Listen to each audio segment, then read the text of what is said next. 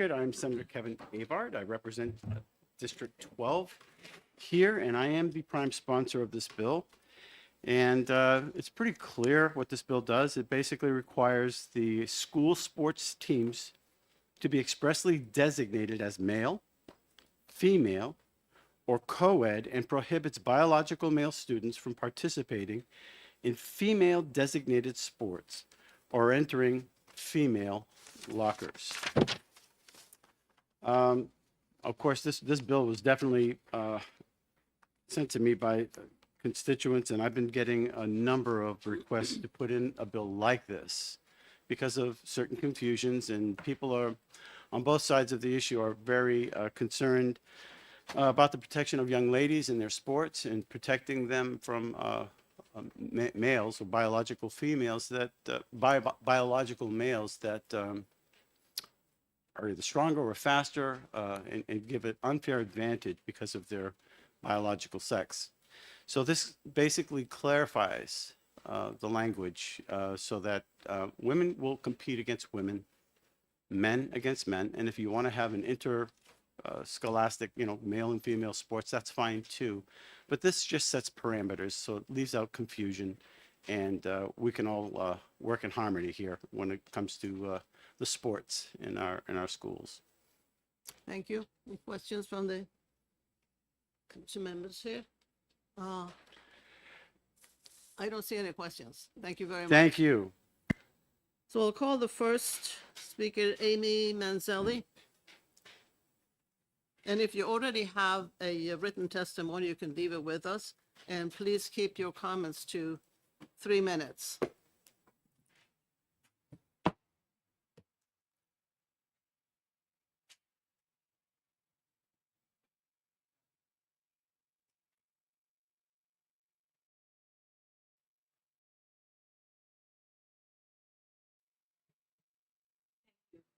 Morning, Madam Chairwoman, members of the Did you turn on the microphone? There you go. Let's try that again. Good morning, Madam Chairwoman, members of the committee.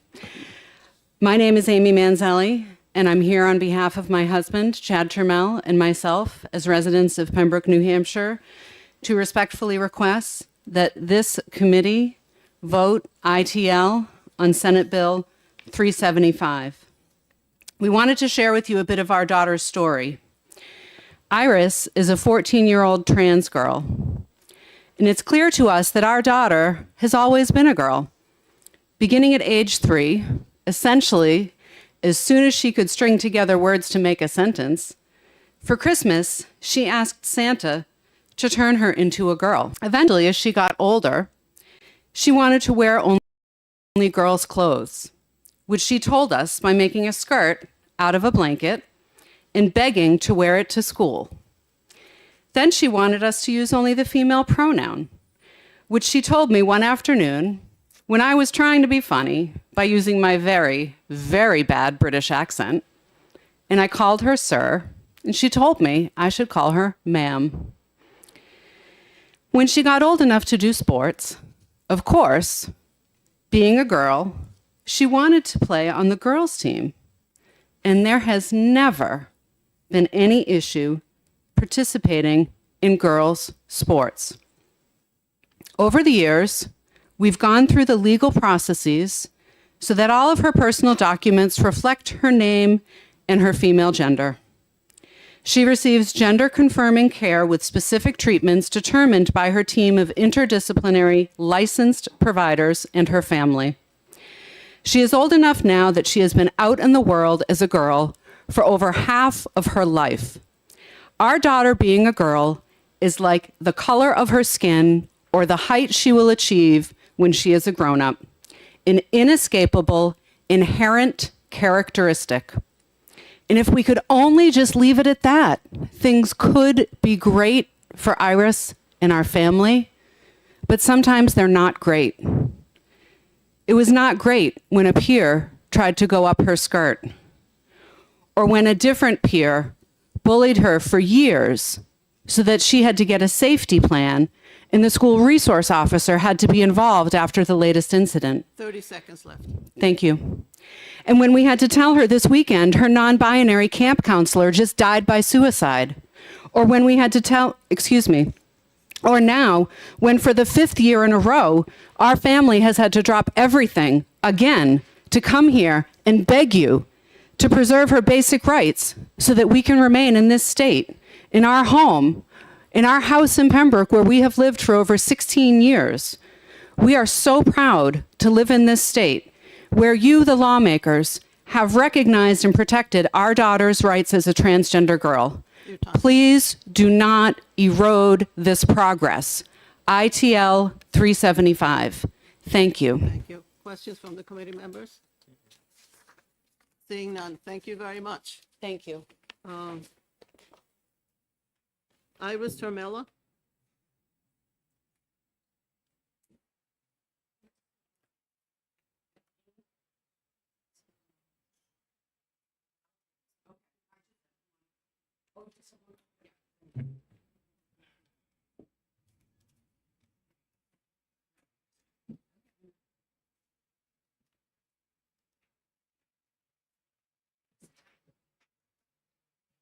Morning, Madam Chair. I'm sorry, I'm late. I was over in Commerce introducing a bill. That's all right. Well, Senator General is going to be running behind. She Yeah. was Did an accident on the road, yeah. Welcome. Thank you. My name is Iristrell. I'm an 8th grader and a trans girl from Pembroke. This is who I am, and nothing can change who I really am. I've lived in New Hampshire my whole life, and I want to be able to stay here. I've always known I was a girl. When I was 6 years old, I finally told my parents I was a girl. I remember that week I had a fight with my parents, but a good kind. I came downstairs dressed in a blanket that I had fashioned into a skirt. They wouldn't let me wear that blanket to school no matter how much I wanted to, but they did ask me if I wanted to start wearing girls' clothes, and I finally felt happy. That weekend, we hit Target and started my new wardrobe. This made me very happy. I even won an award at the Deerfield Fair for my self-portrait I created with myself wearing my very first dress that we got that weekend with the help of my first art teacher. Legally, I'm a female. I have a female name. I have a birth certificate with my female name and a gender marker. I have a court order that says I'm female and orders my female name. My passport says I'm female and has my female name. My insurance card says I'm female and has my female name. My name is Iris and I'm female.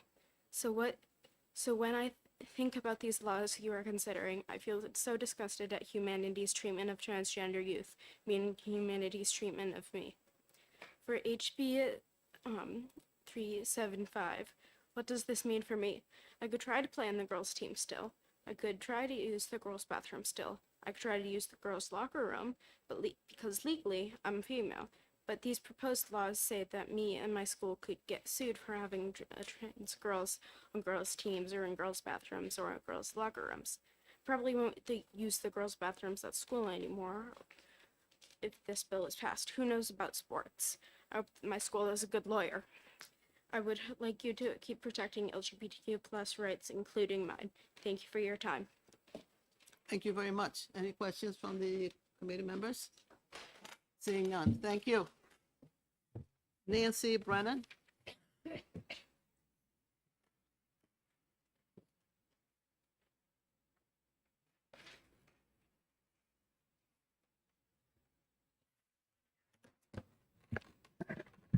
Welcome. Good morning. Thank you for taking my testimony. My name is Nancy Brennan. I'm from Ware. I would not begin to tell you how to do your jobs. I know they're very difficult, and I know you have a lot of bills that you have to go through and a lot of people you have to listen to. For the last several years, I have been to many of these hearings on this subject, starting back a couple years before we were able to pass the transgender non-discrimination bill, which I always like to say, that was when I really got to know the Venerable Rennie Cushing, who believed, as I do, in the dignity of all people. When I sit at a hearing and I listen to the testimony, sometimes I go home and I think, that doesn't sound right. And so I do some research and I think, yeah, that wasn't right. And yet they said it as if it was truth. And I know you've heard it from both sides. And so it's got to be very, very difficult for you. This bill, as far as I'm concerned, harms children. And I have done some research. I have something I will pass out. I'm not going to really talk to it, but it is a 42-page report. I've highlighted it, and I have given you where you can find the rest of it that shows categorically with statistics letting transgender girls play on girls' sports helps them and does not harm anyone. I hope you'll take a time to look at it. As I said, I've highlighted some things, but I've also given you where you can look at it. I know there are people who feel like they're trying to keep their own kids safe. But when I read that in Michigan and Ohio, legislators are talking about the long game, let's pick away at it. We'll get rid of this for kids, and then we can get rid of it for transgender adults. We'll do this to One minute left. to the transgender kids, and then we can play the long game, and we can have, and this is for transgender care. I don't know if you've heard it, it was all over the news, but absolutely no transgender care for anybody in our states. When I hear things like this, I think there must be something more at play here. When I read that not only do we not want transgender girls playing basketball, but they get kicked out of golf teams, they get kicked off of chess teams, and transgender girls in some states are told you can't play a part in the play as a girl if you're a trans girl. And that makes me think maybe we're listening to the wrong things. And what we should be listening to are those little girls that sit here and beg for their lives. Your time is up. Thank you. Any questions from the committee members? Seeing none, thank you very much.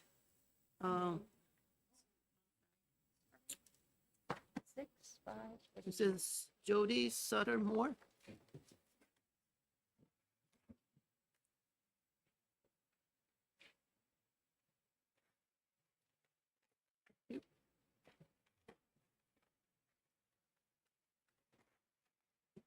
Welcome.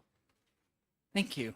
Thank you, members of the committee. My name is Jonah Sutton Morse. I'm a resident of Canterbury, New Hampshire, and I'm here today to speak against this bill. Excuse me, is it Joan? Jonah, Jonah. like the whale. Okay. First, I want to affirm that trans women and girls are women and girls, and trans men and boys are men and boys. And second, I want to mention that it's really disconcerting to read a bill that refers to the non-ambiguous sex organs of student athletes, not in some kind of weird transphobic hints about bathrooms and invasions of privacy, but just that maybe the people who point out that sex and gender are complicated have a point. And a bill that feels the need to reference the genitals of high schoolers maybe needs a little more thought and consideration. But my actual point is to talk briefly about high school sports. I swam competitively in high school. I was good. I was not great. I got beat by the people who got in the water and practiced harder than I did every day. And I got beat by the people who didn't take practice seriously, but were just much better swimmers than I was. I learned to practice when I felt like crap. I learned to encourage my teammates when they were ready to quit. I had the joy of races where I swam better than I'd ever swum. And I had the times where I got in and my body just didn't feel right in the water, and I knew I had to get back in and do another one in the next event. I cheered on my teammates. I prepped for my meets. I shaved my legs and my head to make myself more aquadynamic. I did all of the things that you do for high school sports because that's what you do for high school athletics. Because athletics aren't about who wins, and they're not a ticket to a scholarship that somebody owes you. They're a chance for us to learn lessons about hard work and sportsmanship and teamwork and all of the corny stuff that coaches give speeches about and we roll our eyes at, and then 20 years later we give the same speeches to our kids because, in fact, that's what sports are about. And using the power of the state to keep girls out of these literally life-changing activities is terrible. And it damages not only the trans girls, but their teammates, their competitors, and the entire school community. And so I really hope that you vote against this bill and let everybody in this state have the joy of being able to participate in inclusive high school sports because they're great. Wait, are there any questions from committee members? Seeing none, I have a question. Yeah. You're talking about high school. Would you say that the high school male having turned female would be stronger, faster, maybe than the girls on the team? I think that that would depend a lot on individual characteristics. I know that there are some trans girls who have puberty blockers and don't go through puberty. And I know that there are some cis girls who have conditions where their body produces more testosterone than average. And if there was a real concern about specific people who had gone through male puberty and whether in specific sports that either presented danger or unfairness, there is probably a more tailored way to write something that addresses that. And that's not what this bill is, and there's no consideration for things like that. Would you say maybe an individual evaluation of an evaluation on the individual who wants to check and see where they are, where their hormones and strength and muscle? I'm not anywhere near enough of an expert to know enough about the science to know whether that's possible or how invasive that is or what some of the other consequences to people's mental health and concerns about privacy would be. Thank you very much. Mhm. Senator Lang? Thank you. So, thank you for taking my question. So, my question was concerned around the idea that it's not a pathway to scholarships. Mhm. And yet, isn't it typical that in a given sport, it's not uncommon for D1 and D2 schools to recruit and obtain athletes for given sports based on women's track, men's track, lacrosse, soccer, whatever the sport is, that is gender specific, or I should say sex specific. Isn't it, that's not uncommon that they're given specific for, based on their gender, a college scholarship to be able to attend school? Sure, but I'd assume that in something like track, you're getting judged on your own times. And frankly, like my junior year, a guy moved into town who was a much better sprinter than most of the rest of us. It wasn't because he was like some great swimmer, and it wasn't because he practiced really hard. He just like he got in the water and he moved and he was really fast. And there were a whole bunch of us who all knew what junior and senior year were going to look like and the couple people we were going to be competing with really fast. And then Tim showed up and the whole playing field was changed. And it's not clear to me when you say, is there a potential for scholarships? Of course there's a potential for scholarships, but no one's owed a scholarship. You want a scholarship, go out and do the best you can. I don't understand how saying that like there are more people in the pond means that a position that you were somehow owed is being taken away. That logic doesn't make any sense to me. Follow. Follow up. So again, based on various studies, it's pretty much a scientific given that men have higher bone density, men have higher muscle density. that Senator, men we're do- talking about I'm talking about sex, because that's what this bill talks about. It doesn't talk about gender. I don't think anywhere in here it talks about sex, biological sex. Right? So the studies have shown consistently that men have higher bone density. Men process oxygen differently than women do and have better endurance than women. So a biological male who identifies as in gender as a female, do they or do they not have a physiological advantage? I'm assuming yes. And so Although based on a that, whole lot of that depends on individual characteristics. Because my understanding is that in fact, the various interchanges of hormones and development that people go through are very individual. And also, some people do things like taking puberty blockers, which means that they wouldn't necessarily have gone through all of those same changes. And so a bill that says and reduces people to their non-ambiguous sex organs is not a bill that is taking into account the kinds of advantages that you claim to be concerned about. Thank you. What's that? Thank you very much. Thank you. Now we have Chris Iristrell.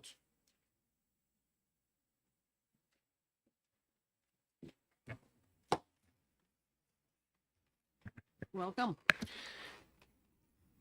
Thank you, Chair Ward, and thank you, members of the committee. My name is Chris Urchel. I'm an attorney with GLAD, and I am here in opposition to SB 375. First, I just want to make clear that this bill is a bathroom ban in New Hampshire schools. Section 4 of the bill does not limit its application to sports. You can read the language. It's just right there. It says a locker room or restroom that is designated for females, women, or girls may not be open to transgender girls. And time after time for decades now, or at least a decade now, courts have ruled that excluding transgender girls from girls' bathrooms and excluding transgender boys from boys' bathroom violates the rights of those transgender students, whether it's based on the U.S. Constitution, Title IX, or state protections against discrimination. But on to sports. It's crucial to have a baseline understanding about why sports programs are an integral part of public schools. It's because sports programs are critical for teaching young people essential life skills. And those skills include communication, teamwork, self-discipline, leadership, confidence, and more. Without an opportunity to learn those skills, today's students will falter as our future neighbors, coworkers, educators, volunteers, parents, leaders. We all have an interest in ensuring that every student has access to every educational opportunity that our public schools have to offer. And of course, that includes transgender students. I'd like to take one moment to talk about federal recognition of the right to equal education opportunities, both in the context of the US Constitution and Title IX. According to these protections, no educational opportunity may be denied to any student on the basis of sex. You may be familiar with the US Supreme Court decision in 2020 ruling that discrimination on the basis of transgender status is, by definition, discrimination based on sex. That decision was related to employment discrimination claims under Title VII, but the analysis holds in the context of participation in sports by transgender girls. And accordingly, the majority of courts to consider the question in response to bans on trans students in school sports have ruled that these bans violate Title IX, the constitutional right to equal protection, or both. 1 minute left. All right. It may be difficult to see why these bills are discriminatory. Critically, this bill is not at all tailored to achieve its purpose, its purported aim of fairness in athletics. Instead of addressing fairness, it operates as a total ban on participation by all transgender girls. And this is in contrast to the federal government's proposed Title IX guidance, which is carefully crafted to optimize fairness and full participation by all. It's also in contrast to the New Hampshire Interscholastic Athletic Association policy, the NCAA, the International Olympic Committee. Each of these organizations has policies that are flexible and that rely on evidence-based eligibility rules. SB 375 does no such thing, and it's just a blanket prescription.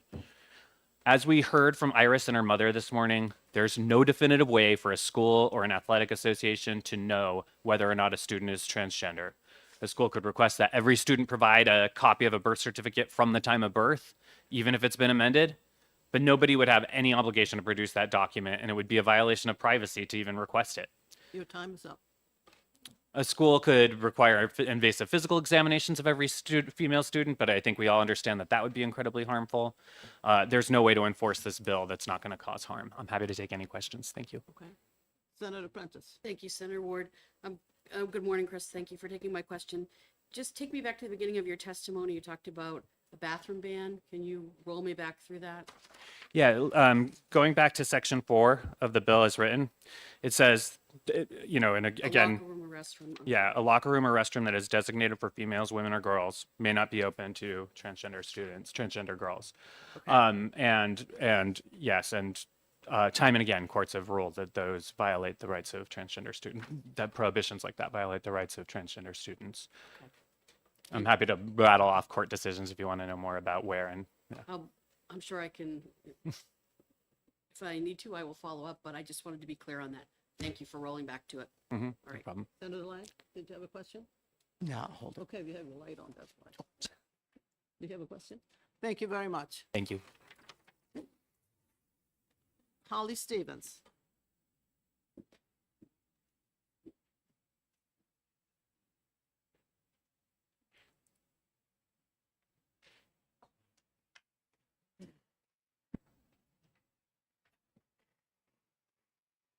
Chair Award, members of the committee. My name is Holly Stevens, and I'm the Director of Public Policy at NAMI New Hampshire, the National Alliance on Mental Illness. NAMI New Hampshire is a nonprofit grassroots organization whose mission is to improve the lives of all people impacted by mental illness and suicide through support, advocacy, and education. On behalf of NAMI New Hampshire, I'm here today to speak in opposition to Senate Bill 375 relative to biological sex in student athletics. NAMI New Hampshire believes that freedom from stigma and discrimination is crucial to mental wellness. Acceptance and support within one's community plays a key role in the mental health of all people, including trans and non-binary youth. Team sports especially can offer an affirming environment where youth can further connect with peers and the community. Senate Bill 375 would limit access to these affirming spaces and activities and further damaging stigma for transgender and non-binary youth, putting their mental health at risk. Further, I do want to emphasize that considering discriminatory policies is damaging in and of itself, whether or not they pass into law. According to the Trevor Project in 2023, nearly 1 in 3 LGBTQ young people said that due to anti-LGBTQ policies and legislation, their mental health was poor either always or most of the time. And I included that page of the study. It's attached to my testimony. There's the front cover so that it shows where it came from, and then that page alone. It's a 31-page report. I didn't want to include the entire thing.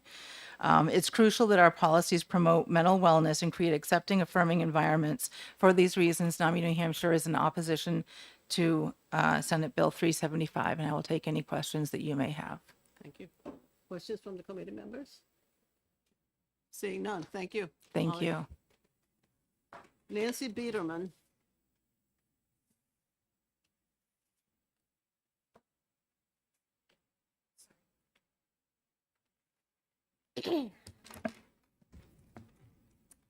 Good morning. Nancy Biederman. I am in favor of SB 375. I can't hear without that. Oh, okay. Yep. No, I understand. I first want to say that I was the 1987 state doubles champion in badminton in Connecticut. I worked very hard to get to that status. And I will say that during that time, and what helped me get to that status is we did have 3 biological males who helped practice with us. And my partner and I would not have gone undefeated if we did not go against stronger, more athletic, able to have more agility than us and to push us to get to that level of play. Were those males allowed, biological males allowed to compete in our matches and in the state tournament? No, because it was only a female sport. I will say that my mother was very excited when Title IX came out because as a mother, she was able to coach myself and my siblings in not only badminton, but gymnastics, swimming, softball, and basketball. And we only had biological females. And I will say this, and I say this proud, trans girls are not women. I don't care what you wear. I don't care what drug you take. I don't care what surgery you take. You are not a woman. Same thing with trans men. You are not a man. I hear all of this talk about trans rights. What about biological women's and girls' rights? What mental health is being on their mental health and what is being caused when a biological male is in their locker room, in their bathroom, and taking their spot on a team? Not everyone makes a team. There are cut teams. And so when you find out that you didn't get that spot because a biological male was allowed to, that is not right when that team is designated as a female sport. 30 seconds left. Thank you. I would also like to say that the New Hampshire Interscholastic Athletic Association does say in their trans policy that you cannot participate on a team for the purpose of gaining unfair advantage in competitiveness. So even they recognize that if somebody is changing genders, that there is a competitive advantage and that they say that is not allowed. Thank you. Thank you. Questions from the committee members? Seeing none, thank you very much. Whoops, you got it.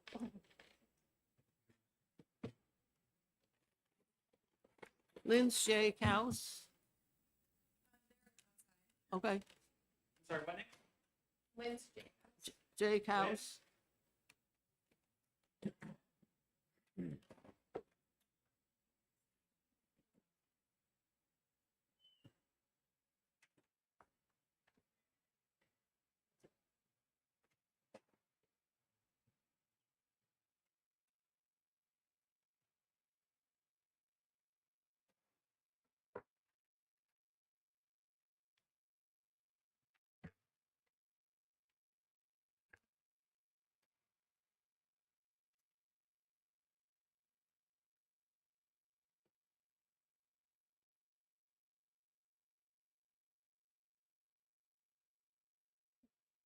Let me know when you're ready.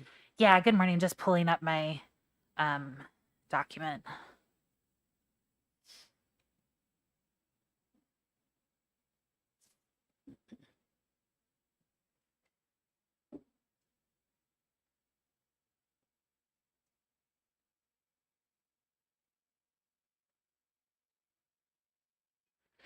Hello, my name is Lindja House. I live in Dover, and I'm a co-founder of 603 Equality, a community group dedicated to creating a granite state where all LGBTQ people can thrive.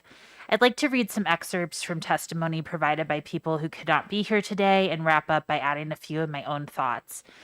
But first, on the issue of dominance in sports, trans athletes vary in athletic ability just like cisgender athletes. One high jumper could be taller and have longer legs than another, but the other could have perfect form and then do better, explains Andrea Yearwood, a student track athlete and an ACLU client. One sprinter could have parents who spend so much money on personal training for their child, which in turn could cause that child to run faster, she adds. In Connecticut, where cisgender girl runners have tried to block Andrea from participating in the sport that she loves, the very same cis girls who have claimed that trans athletes have an unfair advantage have consistently performed as well or better than transgender competitors. A person's genetic makeup and internal and external reproductive anatomy are not useful indicators of athletic performance, according to Dr. Joshua D. Safer. For a trans woman athlete, there is no inherent reason why her physiological characteristics related to athletic performance should be treated differently from the physiological characteristics of a non-transgender woman. And just yesterday, before the House Education Committee, Michelle Foisey testified that she beat male competitors in co-ed track. Those of you on this committee have likely heard from Lane Jocelyn, a now 19-year-old transgender woman who played high school soccer with other girls in middle and high school. She says, my closest friends played soccer with me in middle and high school. No one had a problem with me being transgender. There were no issues in the locker rooms or bathrooms, and I was treated exactly like everyone else.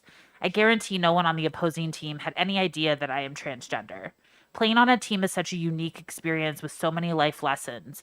I enjoyed the friendships, the school spirit, the give and take necessary to create successful plays, the exercise, and learning how to handle defeat and be a good sport. In fact, the support that I received from my school when I explained to them in 5th grade that I am transgender was amazing. My classmates and teachers were instrumental in helping me develop confidence and self-esteem, something that unfortunately not all trans kids experience. 1 minute left. One of Lane's teammates said, not only was Lane a fantastic teammate, but at no point did I think she didn't deserve a spot on the team or was out of place. She was where she should have been, and I wouldn't have it any other way. Another one of Lane's teammates had said, Lane looked forward to the challenges she would face during practice, whether it was rainstorms, hill sprints, or it was the hottest day of the school year, because playing soccer made her happy and it gave her mental strength. She inspired me to push forward through hard days, and I couldn't imagine my high school soccer team without her positivity and support. I hope in the future we can look past our differences and give trans athletes credit where it's due. They work hard and play just like their cisgender teammates and deserve an equal chance to play in an environment where they belong. That's what it looks like for transgender girls and women to play the sports that they love, and it pains me that these girls are essentially forced to ask their teammates to provide references for them so that lawmakers don't take away the right to play the sport they love as themselves. I urge time this is up. committee to vote out ITL on this bill, as the House has done at least 3 times now. Thank you. Thank you. Questions from the committee members? Seeing none, thank you very much. Sarah Smith.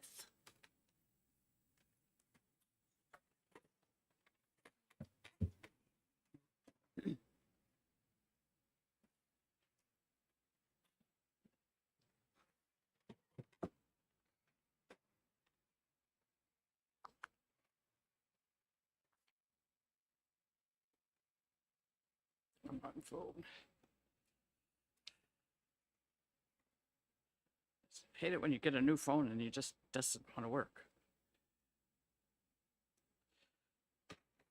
Good morning. My name is Sarah Smith. I'm a resident here in Pembroke, New Hampshire, and I came to testify on this bill. I should say, too, that I've been married to a trans woman for 30 years.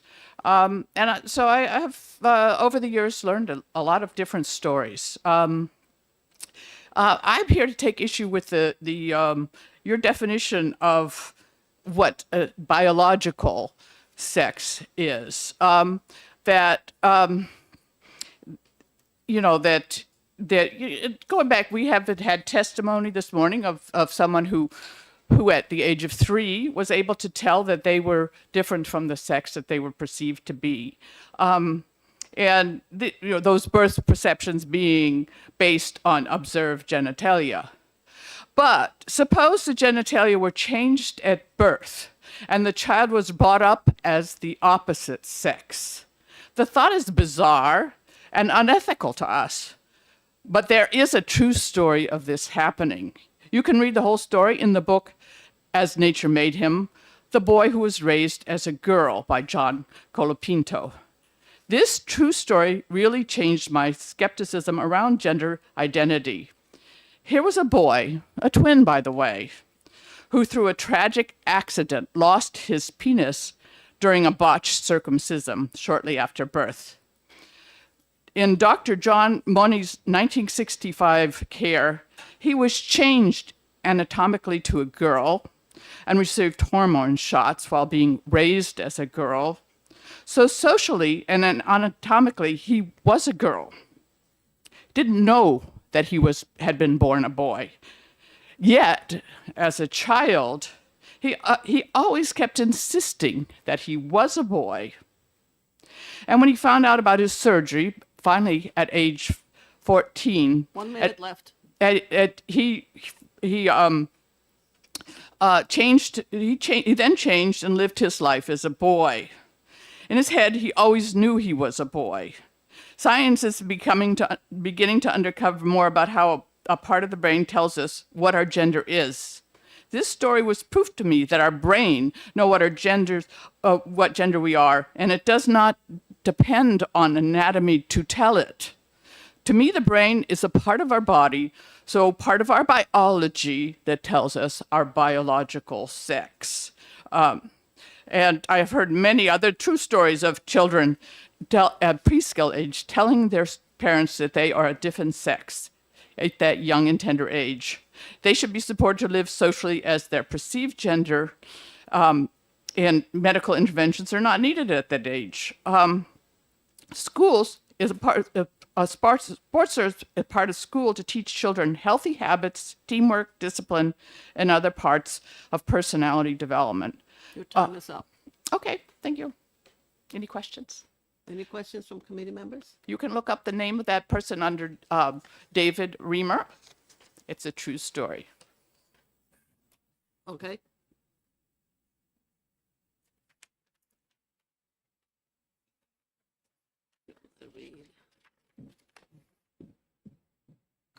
Courtney Reid.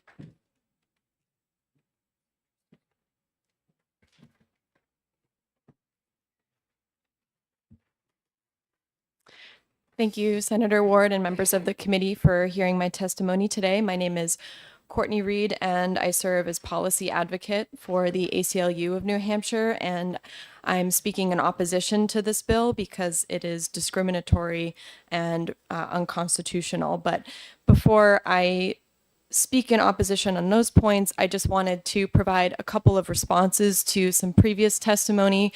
Firstly, that study that was just referenced, I remember learning about this in high school psychology as being an example of an extremely unethical study that shouldn't be used legitimately when talking about gender dysphoria and gender. And I just wanted to put that out there.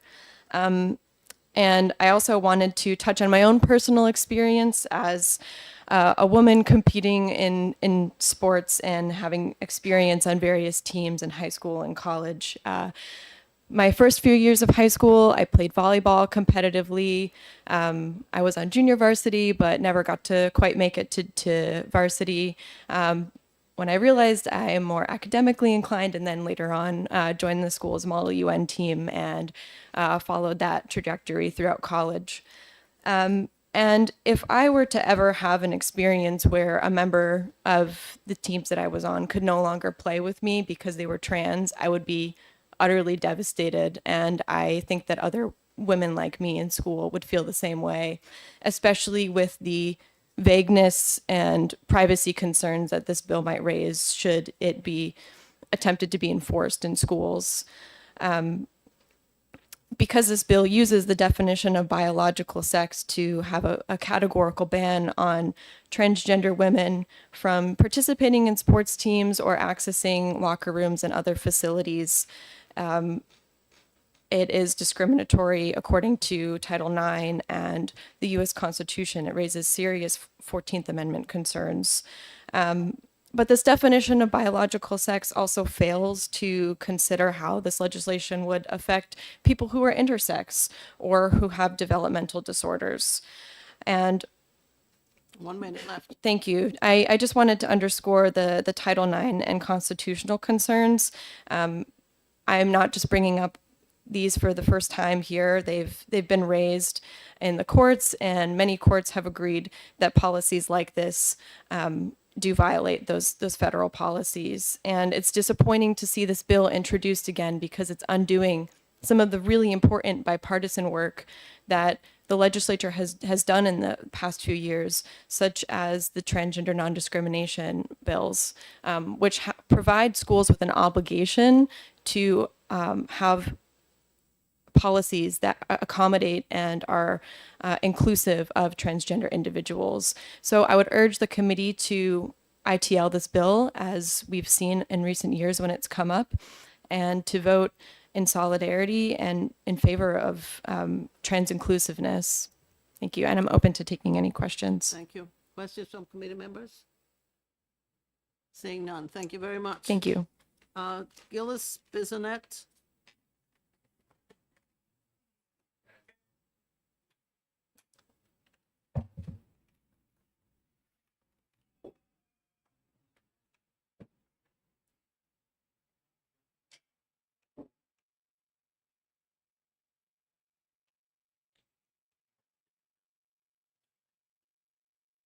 It's the other one.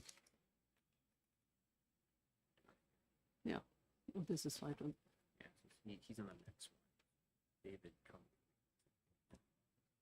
Why did you give me this one? We're not ready with it yet.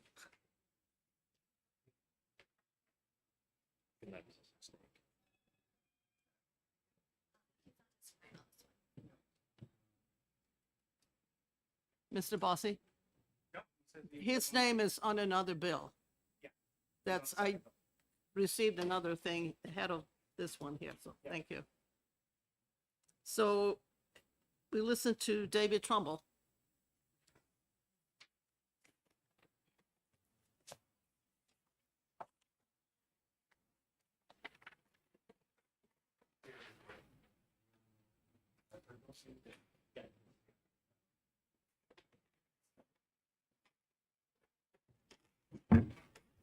You were not in here earlier, it's 3 minutes. Thank you, Madam Chairwoman. Hi, my name is David Trumbull. I'm from the town of Ware. I'm opposing this bill for several reasons. First, we should value the inclusion and access for transgender people. It's good for their, in sports, physical and emotional well-being, as well as sports carries over to our general policies in broader society. Second, there is strong public support for transgender people among young people to participate in sports. The University of Michigan survey from 2023 showed that by a margin, more young people favor transgender athletes participating based on their gender identity or personal preference, 47% versus 35%. That's a significant difference. Third, on competition, there is no competitive advantage for transgender women. First, a study from the United Kingdom, which looked at 31 studies, found 8 of them to meet its criteria as being robust studies. They concluded there is no direct or consistent research suggesting transgender female individuals or male individuals have an athletic advantage at any stage of their transition, e.g. cross-sex hormones or gender-confirming surgery. The majority of sports policies unfairly exclude transgender people from competitive sport. Another study from Canada, the Canadian Centre for Ethics in Sport, in November of 2022, concludes there is no firm basis available in evidence to indicate that trans women have a consistent and measurable overall performance benefit after 12 months of testosterone suppression. Sports should support inclusion of trans women in the female category in sport until there is robust and peer-reviewed evidence that it is not safe or fair for other competitors. This came up, I was listening outside. There is no evidence of a competitive advantage. Last, this decision should not be made politically by the government to impose a rule on the situation. Instead, we should look to the model of international athletic organizations. The International Olympic Committee policy on this is based on several goals. First, the goal of a safe, inclusive, and equitable environment. Decisions will be based on appropriate evidence rather than being assumed on the basis of an individual's transgender status, and meaningful engagement with all stakeholders. The IOC's policy on this has evolved and updated over the years. At one point, they required invasive physical examinations. They realized that was not correct. They moved on to measuring testosterone levels. They realized that was not correct. 30 more seconds. Thank you, ma'am. They moved from there to an age of full transition policy. They also have an appeals process to the Court of Arbitration for Sports. You've heard of them. They're the ones that just dealt with the figure skater from Russia. Transgender women are women. They should be treated as human rights. Their rights should be treated as basic, fundamental human rights. Thank you for your time. Any questions from committee members? Seeing none, thank you very much. You're welcome. Thank you. Michelle Silly Fossey.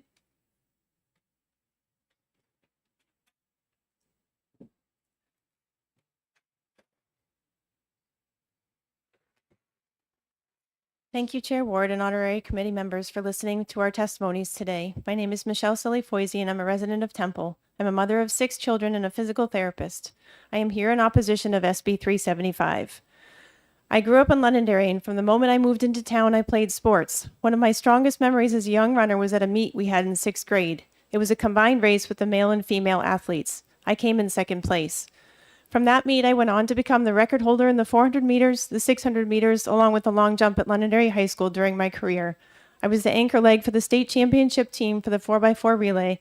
Given a scholarship to Northeastern University to run track, my career continued there. I go into this detail with my athletic career not to receive recognition, but to emphasize that my accomplishments were not once lessened by the runners I ran against. They were only improved upon.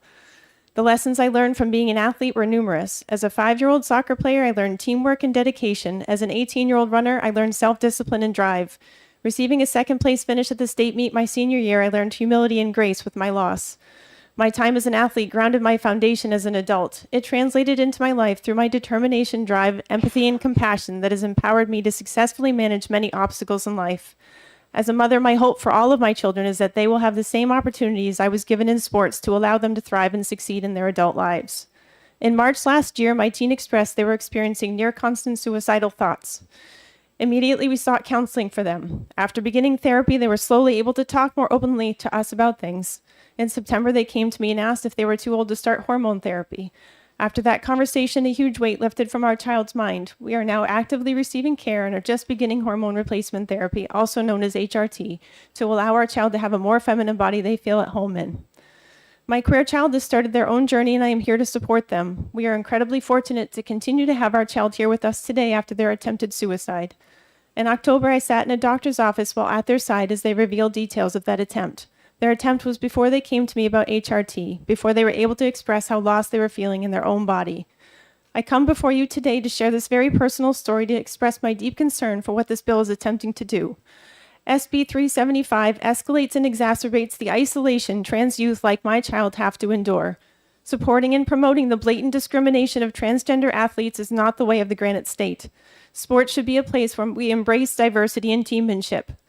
My child has been an athlete since they were able to stand and kick a ball. They had planned to play soccer their freshman year of high school. Very unfortunately, they broke their wrist the first day of tryouts. The orthopedic cleared them to play on the field, but they insisted the only position for them was goalie. 30 seconds left. Looking back, I realized today that the soccer team they would have been a part of was the boys' team. I'm not sure their gender dysphoria was the reason they chose not to play, but I cannot help but think of the impact and connection it had. The relationships a person experiences through being a part of a sport are life-changing. Though few athletes reach the highest level of competition, the lessons received through being a part of sport are immeasurable. To not allow a person to be a part of the sport they love is cruel and inhumane. Sports contribute to the physical and mental health of young people. To consider a trans girl as a female during her school day but exclude her from joining a school sports team is an unfair denial of equal educational opportunities. Your time is up. As legislators, you need to consider the repercussions of this bill. Please vote ITL for SB 375. Thank you very much. Any questions from members? Seeing none, thank you. Thank you. Deborah House. I think she's out there. I know she's here.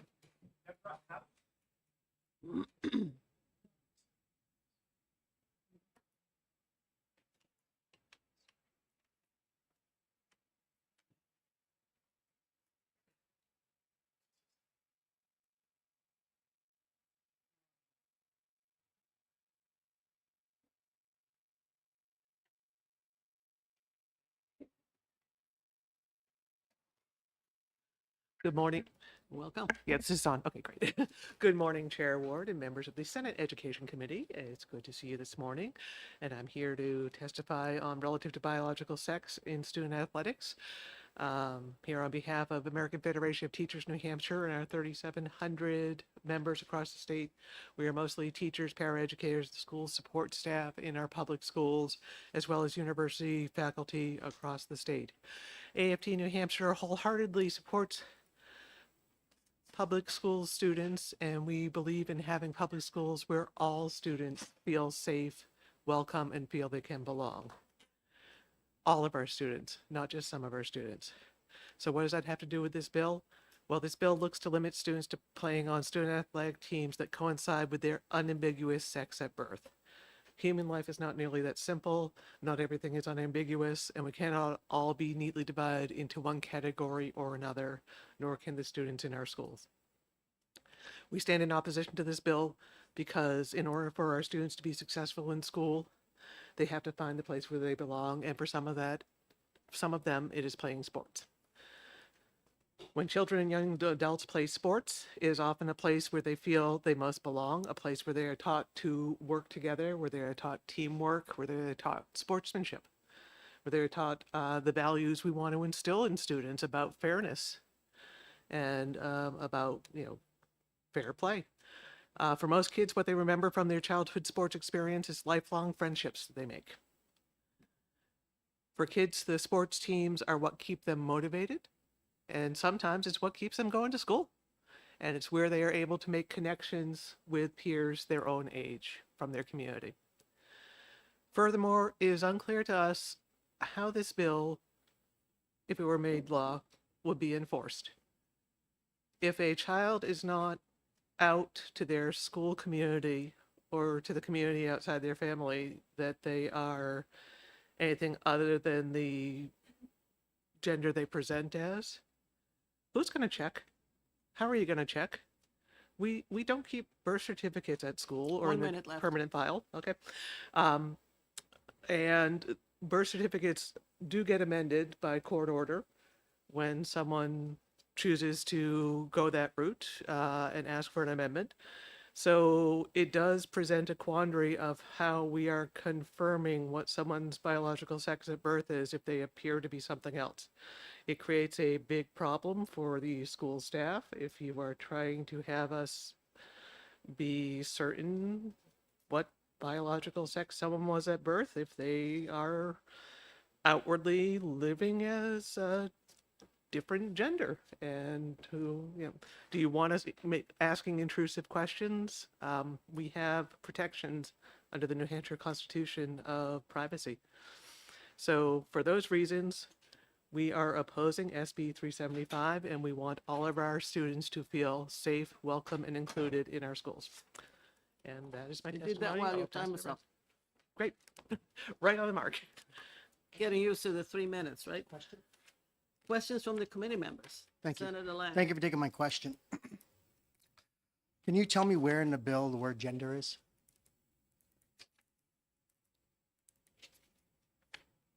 Can I tell you where in the bill the word gender is? I know it refers to biological sex frequently. I do not see the word gender there. But Thank you. So, given that it's talking about biological sex, do you agree with the studies that say that biological males have a physiological advantage over biological females?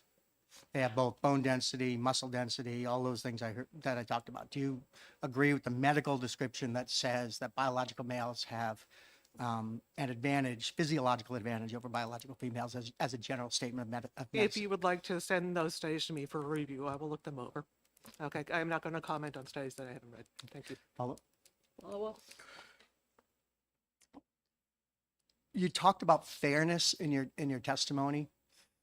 Given that the studies do show that biological men do have a physiological advantage over women in multiple areas, when it comes to sports, how is it fair to place a biological female who's at a physiological disadvantage against a biological male? How is that a message of I fairness? talked about including students in our school and making sure they all I'm belong. sorry? I didn't talk about fairness. I talked about including students in our schools and making sure they all have a place to belong. So You actually in my talked about testimony, safety and fairness is what you talked about, being safe and fair in your testimony. So lastly, I guess I'm going to ask, and I don't know how to say this politely, so I'm just going to say it 'cause it's an evolving education for myself as well. At what level in a transition of moving from a biological female to a trans male, or maybe the other way around, would they qualify for the protections? Is it just merely expression? And that automatically qualifies. I say I feel like a female, so I'm going to play a female. Is it strictly the statement, or is there something that has a transition period where they go, okay, now you're considered? so you are asking a question that is appropriate for a medical doctor or a psychologist. I'm a teacher. Okay, thank you. You're welcome. Question. Senator Fenton. Thank you for taking my question. How many students are we talking about here? Well, that's the point. I wouldn't know, would I? I see the students in front of me, and if someone says they're a girl, I am not gonna check. That's not my business. Follow Follow-up. So if my son's playing sports Yep. and he loses and I'm upset about it, can I assume that perhaps the opposing player may be a different biological sex and I can request a school to check on that for me? Is that how this works? That sounds like it could be possible. You would have to ask the writer of the bill. From my standpoint, you're putting school staff in a really difficult position of policing students' bodies. And we don't want to be there. We want to respect all of our students as human beings. Oh, all set? Yep. Thank you very much. Louise Spencer.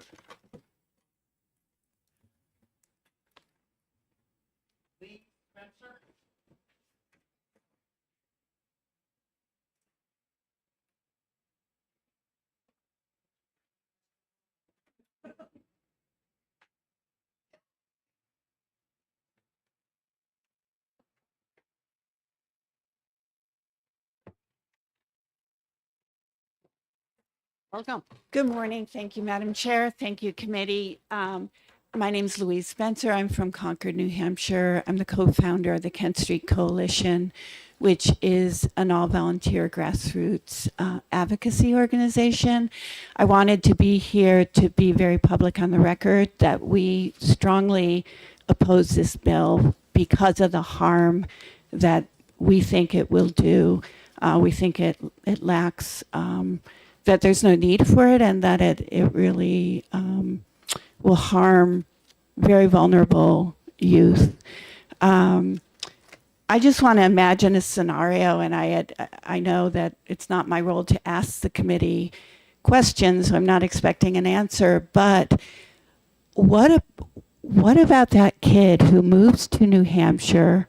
We already heard Iris testify about all the legal steps that she has taken to be recognized as who she is, which is a girl. What about that child who moves to New Hampshire, has taken all of those steps? Nobody would have any way of knowing this person's gender, birth. They would know their gender. They'd have no way of knowing what sex they were assigned at birth. This child is living their life as they should well be able to do. And suddenly somebody kind of finds out. And, what does that person do with that information? Is it a parent who says this kid now has an advantage over my kid on the team? Is it a kid on the playground who starts bullying? Is it somebody who wants to, whatever, to have nefarious intent? What are you going to do with that child? Are you going to haul them in and say, we're going to now do an exam on you? You're going to have to go get tests? I mean, this is a nightmare world that is being proposed for the live free or die state that believes in privacy and personal bodily integrity. This law is a bad law from start to finish, and it needs to be ITL'd. So I urge you to consider the consequences of this bill. They are horrific to consider. Thank you. Thank you. Any questions from the committee members? Seeing none, thank you very much. Emma Savigny.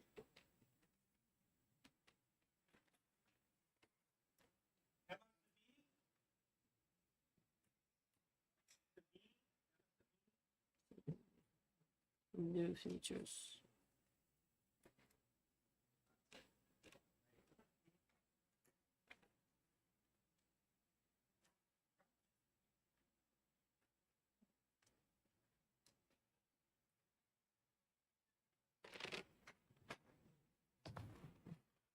Good morning, and thank you for my testimony. My name is Emma Savini. I am the Children's Behavioral Health Policy Coordinator at New Futures.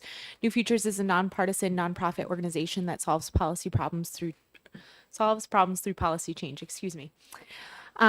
New Futures is here today in opposition of Senate Bill 375.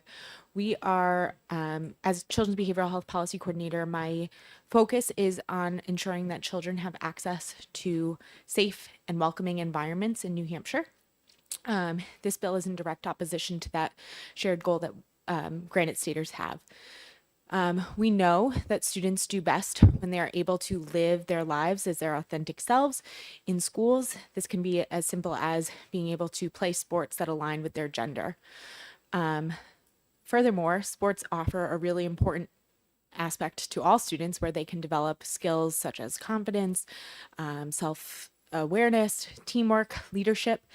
And transgender students deserve the same ability as other students to develop these skills through playing sports. And these skills carry them not just in school, but into adulthood and as professionals in our workforce as well. As such, New Futures would urge this committee to vote ITL on this bill, and I'm happy to take any questions. I have a question. Certainly. You checked off that you support the bill. My apologies. I'm so sorry. I meant to check off oppose. Oppose. Okay. I will change that. Sorry about that. Questions from the committee members? Seeing none, thank you. Thank you. Jennifer Smith.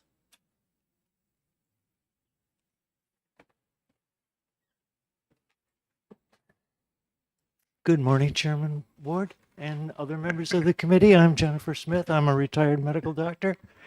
So some of those questions that other people didn't want to answer because they didn't have the background, I would be happy to answer. I'm here in opposition to this bill. I am a transgender female, in case that wasn't something that you figured out on your own. I object to a lot of things in this bill, and I think it's similar to a bill I testified against yesterday, and I reworked the testimony a little bit because I think you might want to change this and then send it back to the House if the House defeats the one that we testified against yesterday. I used the same testimony but added a large paragraph about the rather strange way that this wants to classify someone on basis of sex. The individual's non-ambiguous sex organs, chromosomes, and endogenous hormone profiles at birth. Number one, is that intent to exclude all intersex individuals forever? And by the way, there are intersex individuals who will not know that they are intersex until they don't develop at puberty. They will be raised as girls. They will feel that they are girls. And is that really a valid thing to do to people? And as you've heard, the young transgender girl is unlikely to ever have a testosterone disadvantage. In fact, she will be at a testosterone disadvantage. And there are levels of testosterone in some girls that are substantially higher than other girls. And there is evidence, and when you get this, and I'm sorry, I had trouble with my computer this morning. I was going to email this, but I couldn't get it out there to you. So I will have to hand this in and let you all copy it. Maybe I'll manage to email it later. But, you know, that advantage will not exist at all. In fact, there will be disadvantage. The questions about what happens when somebody transitions much later after they've gone through puberty are much more difficult. And I think, you know, people are fairly aware of Leah Thomas's case, and I don't know the right answer, but she's an elite athlete. She was an elite athlete at the NCAA swimming level before she transitioned. Is she still experiencing some kind of advantage? I don't know. And I think it's a difficult thing to figure out. But do we really need to put that burden on our New Hampshire schools to try to figure that out? Time is up. Thank you. I'm happy to entertain questions. Senator Lang, go for it. I'm just looking for education. So again, on a medical basis, right? Are there are biological and physiological differences between biological men and biological women? Absolutely. And but on the basis of testosterone and what my wife said about biology, you know, how do you define biological sex? It does have to include the portion of our brains that tells us who we are. And so those of us who knew at 3 that things weren't what people were telling us, you know, and by the way, you know, the skeletal differences between people are extreme. If you look around, there are petite females and there are large females. I still play tennis. I have members of my tennis team who are taller than me and who hit harder than I do. And I'm sure my bones are thinner because I have osteopenia. Genetic basis, it happens. And, you know, I haven't had testosterone in my system for almost a quarter century at all. And so that's happened to me just like it happened to my sister. So, you know, there are differences based on testosterone. Are there other differences? Maybe, but some of that's all testosterone based too. And I didn't get to the other parts of this, but, you know, the hormone profile at birth, you can't tell at birth, and nobody's drawing those. And there is this small research interest in the surge of testosterone that occurs in young neonates. It doesn't start till after 7 days in males, okay? And the interquartile difference is pretty big which means that if you go, and that's just between the middle portion of things, and if you go out to the extremes, it's probably something where there are people who look like they are definitely boys who have levels that are similar to girls as they're developing, and that probably has that effect in the brain. That's research that's not fully completed. I just think, to try to do this right now, this is silly, and you've heard lots of other reasons why it won't work. Chromosomes don't tell the whole story either. There's various combinations of X and Y, or no, or XO, pretty much everybody has an X chromosome. Some people have multiple X's, some people have multiple Y's. It's really difficult to use that kind of criteria. And nobody is doing that on most infants. Those are kind of studies, and this says at birth. So you would really have to change this bill to make it make any sense, and I don't think it does make any sense. Again, not trying to deal with the outside edges of the policy, because that's a lot different. But again, dealing in the general medical body of knowledge that men have higher density of bones as a general Absolutely. rule of thumb. Men have higher. Absolutely. Right, and that gives them a physiological advantage. Absolutely. Okay. So thank you. And so my question comes, again, nowhere in the bill does it talk about gender. It talks specifically about sex, because sex also defines your disease opportunities, correct? In medical, males are prone to different diseases than females, correct? To some degree, but there's an immense amount of overlap, which unfortunately has taken medicine a long time to start figuring out. Agreed. So again, when I go back to the conversation, have I follow up? So again, we're going back to the physiological advantages, and I'm actually very appreciative you're here, is that at what point, and it's going to go into about that transition period, when does it matter, right? So at what point does it matter that, my understanding is at age 12-ish is where under that everything's pretty similar between a boy and a girl as it relates to physical Absolutely. attributes. After 12, it starts changing. Right? It varies from person to person. Some people go through delayed puberty, some people don't. And yes, absolutely, testosterone matters. How long do you need to not be on testosterone before those things change enough? I don't know the right answer. And again, for elite sports, Leah Thomas, that's a difficult question. A really difficult question. And it's one that not only the NCAA, but the International Olympic Committee, as you've heard, have to struggle with. What do we do with an intersex runner who is a world champion? They're still struggling over that one. It's in court. It remains in court. It's very difficult. And by the entire testimony today, I would agree with you. So thank you for your question. Thank you for taking my question. Thank you very much. This is the end of the people who have signed up to testify, unless somebody else says I signed up and I haven't said anything yet. Okay, good. This ends the testimony on Senate Bill 375.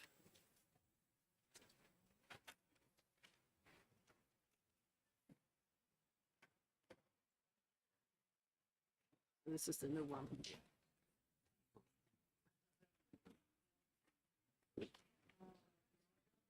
We're going to start this all over again. Yep.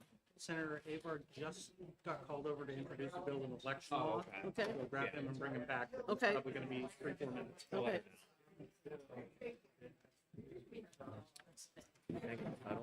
Yep. Has to leave, but I think Brian Hawkins is going to replace her.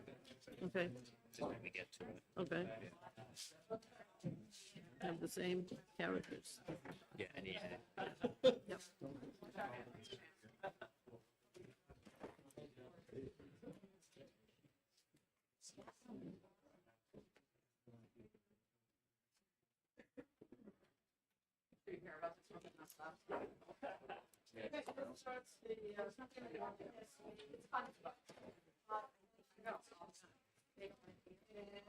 Sweet.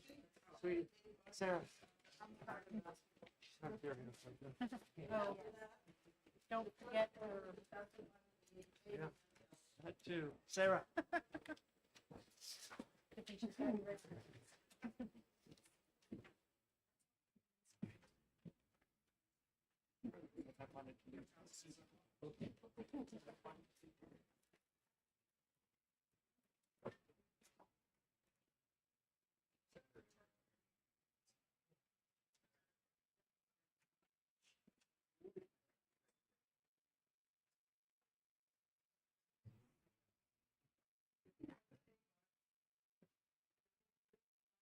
Yes, my bill, I gave my bill to Grant. Grant, do you have my bill? Yes. Thank you. Walking blind. Hey, committee members, how are you? Nice to see your smiling faces. For the record, I'm Senator Kevin Aart introducing this bill on behalf of us, multiple constituents who have had concern about issues. And so I am the prime sponsor of this. The analysis basically says that this bill prohibits material that is obscene or harmful to minors in schools, and it requires vendors of school library materials to develop appropriate ratings, to create procedures for removal and cause of actions.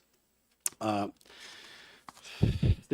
have testimonies from individuals that I'll submit that I can give to the committee, and they can make copies if that's okay. Yeah. So that's a number of individuals. Years ago, I think it was, I forget what year it was, Madam Chair, but it was in Gilmington or Guilford, one of the two up north. There was an individual that stood up in a hearing, a school board hearing, because there was some material in a book that there was required reading. And the individual was commenting about a particular passage of a young lady being raped. And the young man in the storyline using the name of the Lord Jesus in vain as a part of excitement. And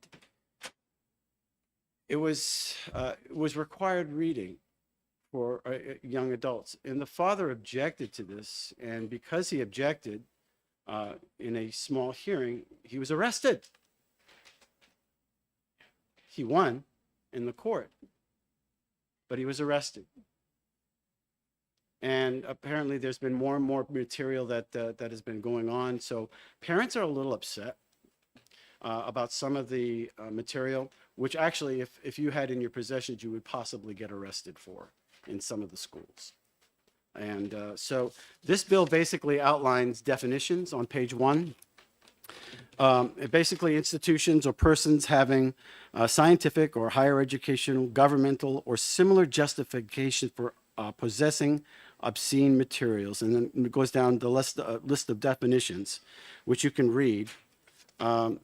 On page 2, for the purpose of this subdivision material, it describes what is the harmful to minors. And page 3, it goes on a little bit more, and then it talks about appeals and an aggrieved parent, what they can do and how they can appeal, enforcement, and penalties. And just for the sake of brevity, because I do have another committee, I'm willing to take any questions based on what I've shown you already. But there are materials out there which if I couldn't show you in this committee, or you couldn't show on TV, that has been said. And nationwide, this isn't just New Hampshire, but nationwide, there are parents that are outraged at, they would call it grooming, they would call it pornography, they would call it obscene, very suggestive materials, and they don't feel as though they're getting any satisfaction with their local school boards. So they're asking the state to step in and set up some guidelines. I'm ready to take questions. Thank you, Madam Chair, and thank you, Senator Aart, for bringing this forward. One question that I have, you've got in the bill that the school principal or his or her designee shall determine whether the material that is the subject of the complaint is harmful to minors. Now, what if that principal is geared towards accepting that particular book or periodical? I'm open to suggestions. Okay. If you want to tighten that language up. Thank you.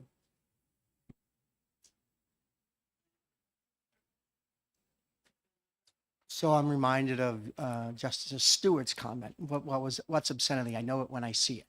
Right? Is what you're trying to do is clarify that? There's definitions. Ambiguous in there. comment? Yes, as to what you'll see what it actually defines areas. Blah, blah, blah, blah. Where are we? Let me go back here. Well, on the first page, basically, it talks about the definitions of material. Nudity shall mean the showing of the human male, female genital. Okay. That's line 19. Sadimistic abuse, sexual conduct, excitement, and on and on. So the definitions, these are the parameters, these are the guidelines that it's setting forward. Follow. And I understand as part of this bill, there's so it may be, it's a, I'm going to call it a permissive bill, probably a bad way to say that, but the material, it could be in the school, but then it allows for a parent to object and to get the subject material removed in case somehow it made it through the process. Yes. Thank you. 2 questions. Thank you, Senator Aver, for being Absolutely. here. So if I find Charlie Brown too sexually explicit, I can make a complaint to have that book removed. No, it's in the definition as what's explicit. Follow up? So the complaint process, this is a new process that you're implementing, that the schools have to implement. Is that correct? The complaint process allows for civil action if their child is being, if this material is there and it's violating the spirit of the bill. There's an appeals process, and then there's it sets up the guidelines for the process of action. One more follow-up? Yeah. Thank you. I appreciate it. So who's going to run this essentially complaint department? It's in the bill. It's in the bill. So, Yeah. so tell me who's going to run it. So if a parent sees that there's information that is explicit, that violates the spirit of what is in this bill, they can go to the principal and file their complaint. Thank you. Yeah. Again, just follow up. So my understanding, I'm reading through the bill. So a parent could object to the principal first, the local principal, go have a meeting, go talk about it. There's a timeline set forth in the complaint process. And 10 or 14 days or something. To that and the effect, yeah. principal has to respond. Yes. And the principal responds in a way a parent doesn't like. The parent then has a follow-up appeal process Correct. to go to the school board, the local school board, and raise it up one more level. And then as a following process beyond that, if they still disagree with the local school board, they can move it up to the State Board of Education and have a hearing at any one level. But there's a process. there's lots of processes in this to define and deal with the issue. And it supports the parents. I mean, right now, the parents are feeling as though they have no recourse other than withdraw their children from the schools and move them someplace else. And that this allows them to go forward with an appeals without having to worry about getting arrested too, because that gentleman that spoke up at a school board, he just thought it was outrageous, the guy's using the name of the Lord Jesus in vain. You can't, why is that okay? Right? So that was his objection. And of course, they have the material in the book, and I'm not even going to tell you the name of the book because I don't want to give it press. But that being said, this allows a calming, a process, and it allows them to move forward with a way to be heard and not shut down. I think parents are crying out for this. They want a process. They want to make sure that they're not just being shut down because the elites in government know better. They don't. This bill gives them the ability to move forward without fear of persecution. So my last follow-up. Thank you. So again, this doesn't actually ban anything, but it gives parents the process if they feel a book is inappropriate. Well, it does say materials specific in your first definition as to what should not be in the schools. Thank you. Thank you, Madam Chair. Thank you, Senator Avard. Would this even extend into like a curriculum? Not that long ago, I had heard that there's a textbook, I believe it's a math textbook, and in it, they're trying to teach the kids, it's at an earlier elementary school level, and it says Sally has two mummies, and they want to travel 50 miles. They've traveled 30. How many more miles do they have to go? I think that'll be up to local school Okay. boards, as, All right. yeah, but in this particular definition, it's pretty explicit. Okay. Yeah. Thank you. Yeah. Thank you, Madam Chair and all committee members, and I hope you have a wonderful rest of the day. Back to.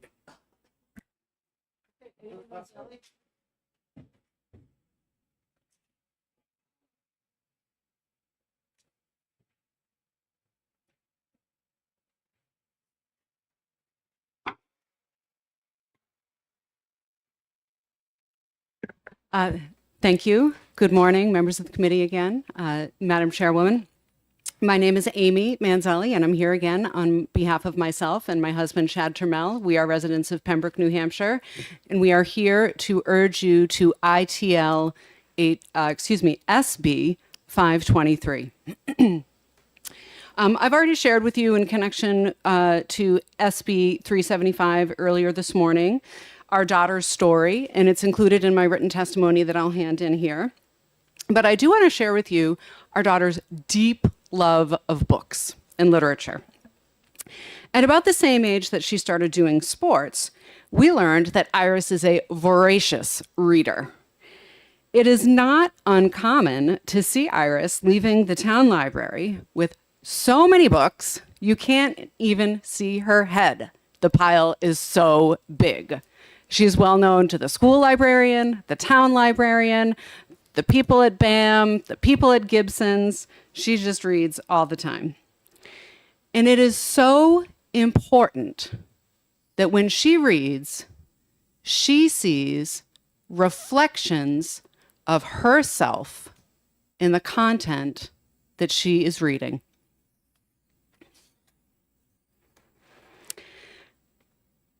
Now, I want to make a couple points about this bill.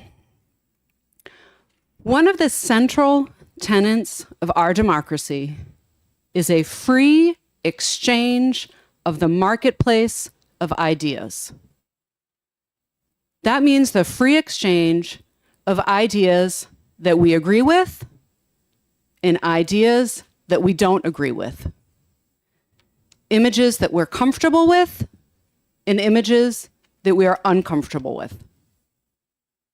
Number two, this proposed law is a backdoor strategy to ban LGBTQ plus content from our schools, 1 minute left.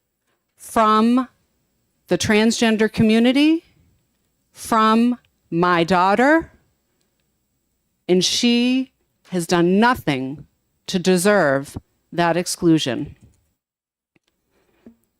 Finally, like the sports bill we heard before, this is nothing but separate but equal. And separate but equal does not work. Think about our history and when we have tried to segregate people with differences, and what we know now about how right or how wrong separate but equal is.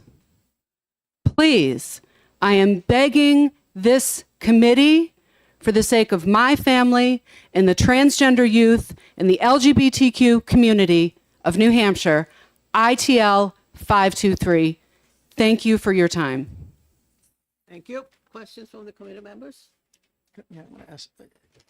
So I get, my question is, I'm reading through the definitions, and section 2 on page 2 is really the meat of the bill, right? Saying what is harmful, what's a definition of what material that's harmful to minors.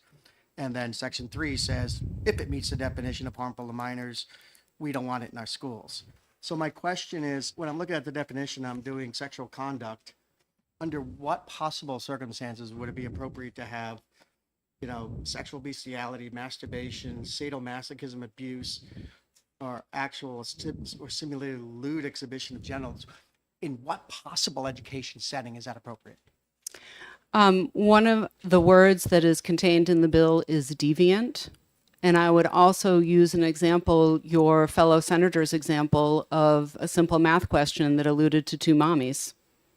The sponsor said maybe that would be content that could be excluded under this law. So again, I'm going to go back to my question though. I'll agree there may or may not be parts of this bill that are good or bad, but I'm trying to understand how those activities that I just identified, in what possible educational setting there's an educational benefit to children. I think we might have to agree to disagree on that. Any other questions? Thank you very much. Thank you. Now, Iristrell.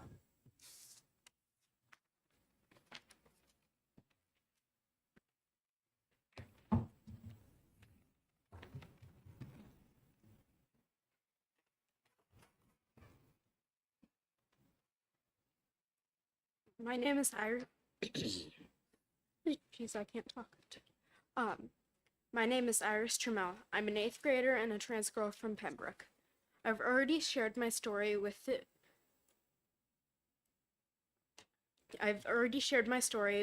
when I testified on Senate Bill 375, and I've included it in my written testimony. For HB 523, this will majorly impact all of the LGBTQ+ community. Studies show that people with access to LGBTQ+ representation in books must likely to die by suicide or experience self-harm. Even though this not may apply to everyone in the LGBTQ+ community, some, like me, are avid readers and want more representation in books. So say no to HB 523. I'd like you to keep protecting LGBTQ+ rights, including mine. Thank you for your time. Thank you. Any questions? Seeing none, thank you very much. Barrett, Christina.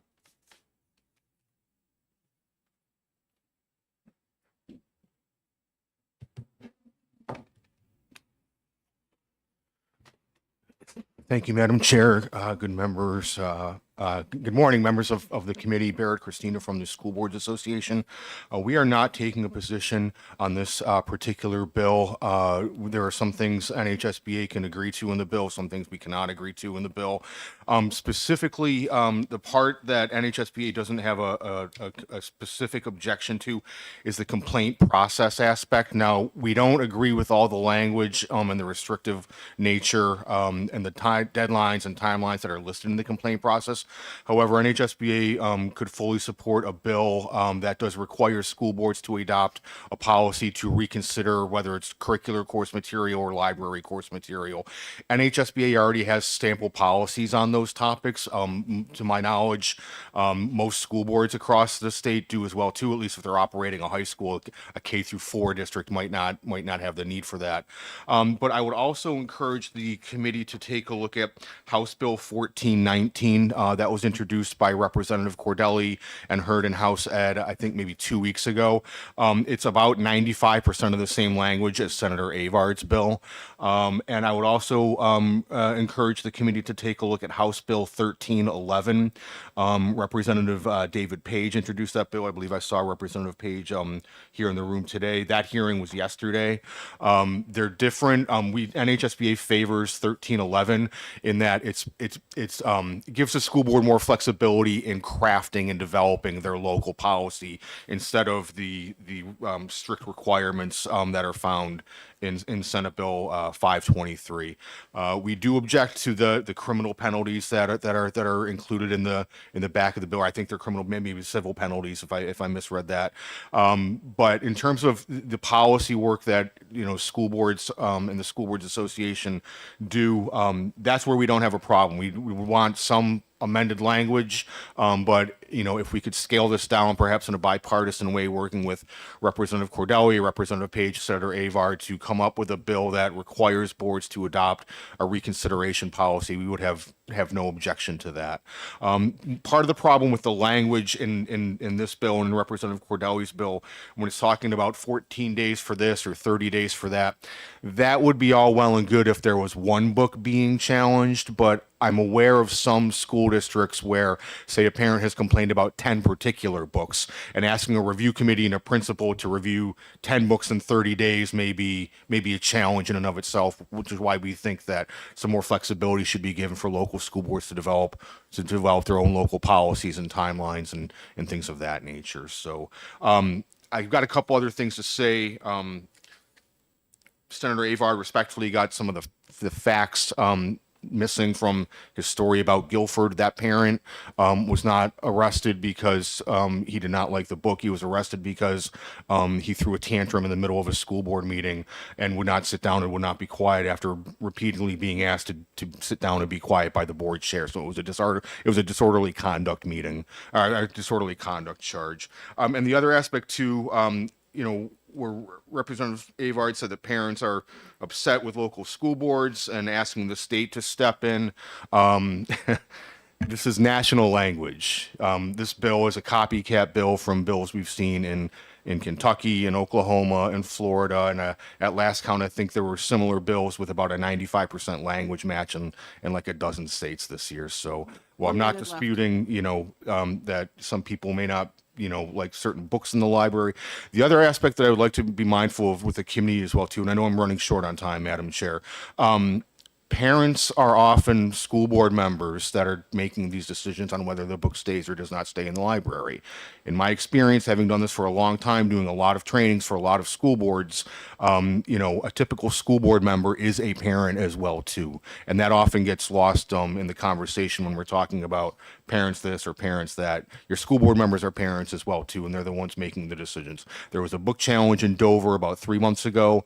Parents complained about a book. They went through their review process. The Dover School Board decided to keep that book in the high school library. I know personally there are parents on that school board as well too. So with that, I'll wrap up my testimony. Not taking a specific position. NHSBA is happy to work with this committee and House Ed about language to require sort of reconsideration policies.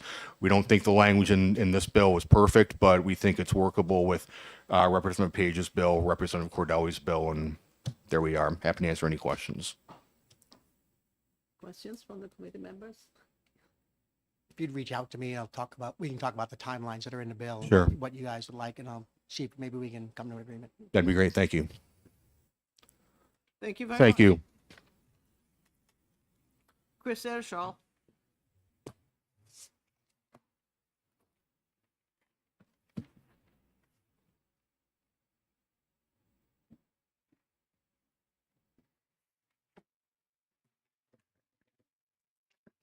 Hi, my name is Chris Iristrell.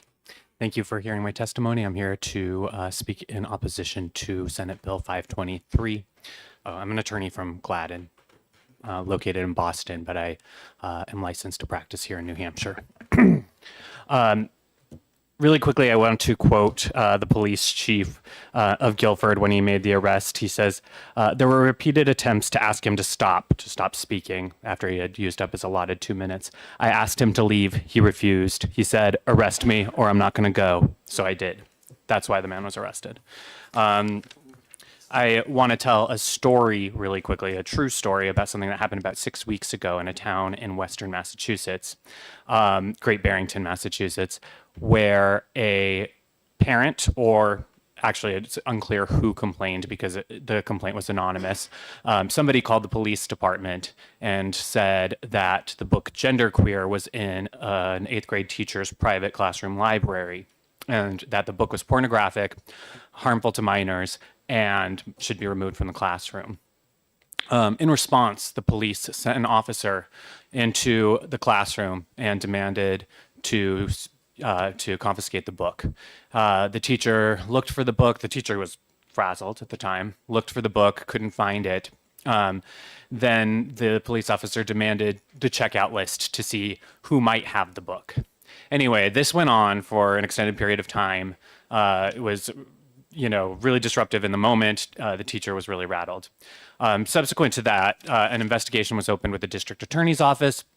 All this over a book, which is one of the most banned books in America right now, the book Genderqueer, right? It's a book about the experience of a non-binary author growing up and discovering who they are, right? And trying to figure out their identity. A lot of people have a problem with that book. The book isn't for everybody, but the book wasn't assigned for reading for everybody. It was in an 8th grade teacher's private classroom library, and that teacher happened to be the GSA advisor for that school district. I'm telling this story because this legislation would invite this kind of response, invasive police action into school classrooms, when the correct response would have been to make a phone call to the principal, say, I want to object to this material. How do I go about doing that? And then there's a process. The process will result in the right outcome. It almost always does. And so I just wanted to make sure that this cautionary tale was on your mind. It happened very recently, very nearby. Otherwise, I just want to say that I co-sign with the ACLU of New Hampshire's written testimony on this bill, and I'm happy to answer any questions, specifically about the Great Barrington story. Any questions? So you agree with the outline of a complaint process here? So it precludes what you're saying happened in Great Barrington? I do not agree that this bill precludes. In fact, I think it does encourage it. In fact, schools in New Hampshire, school districts in New Hampshire have processes for evaluating complaints about reading materials, and those processes are in operation all the time, and they function to evaluate and determine whether or not materials are appropriate in a school. And I haven't heard of any cases where those processes have failed to capture materials that would otherwise be covered in this bill. Question? Thank you very much. Thank you. Megan Tuttle? Yeah, I know. So instead of Megan Tuttle, we're having Brian Hawkins.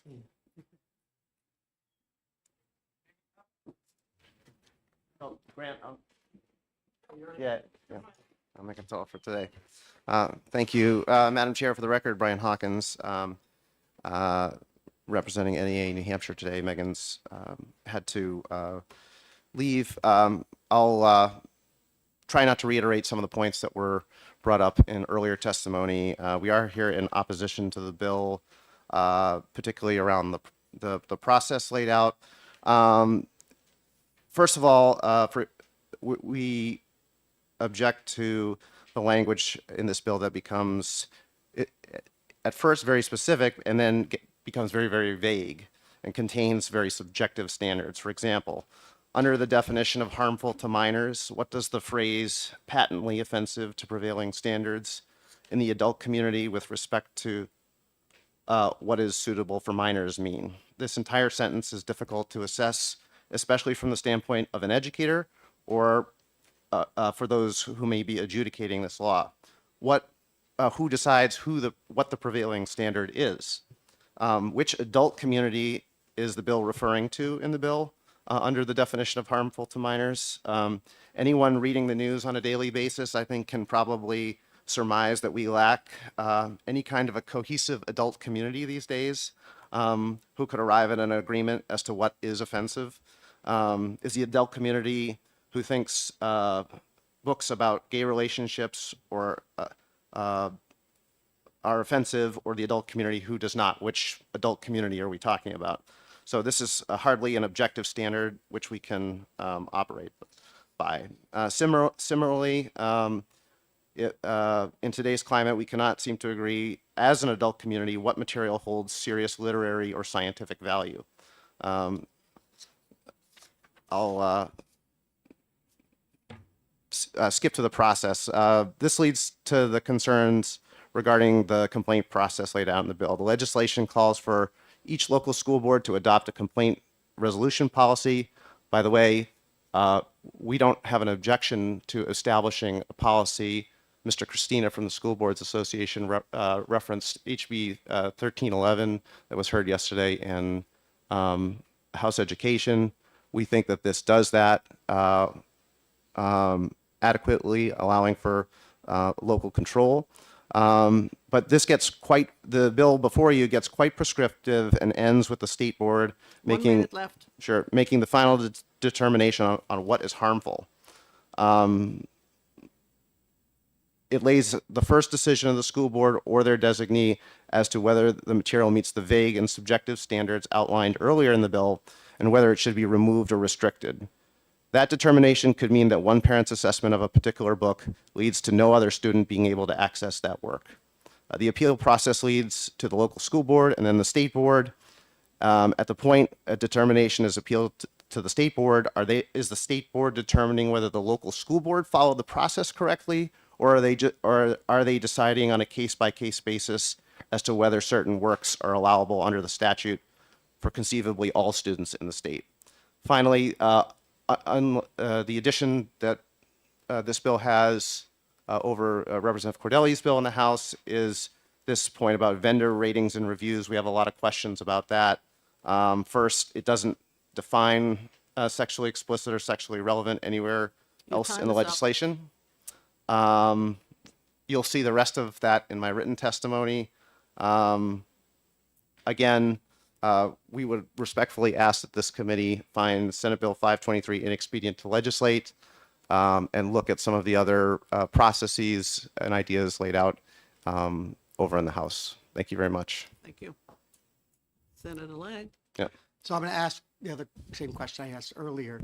Sexual bestiality, masturbation, sadomasochistic abuse, which includes flagellation or torture by or upon a person or an animal for the condition of being fettered or bound or otherwise physically restrained for the purpose of deriving sexual satisfaction in an educational setting. How is that possibly relevant?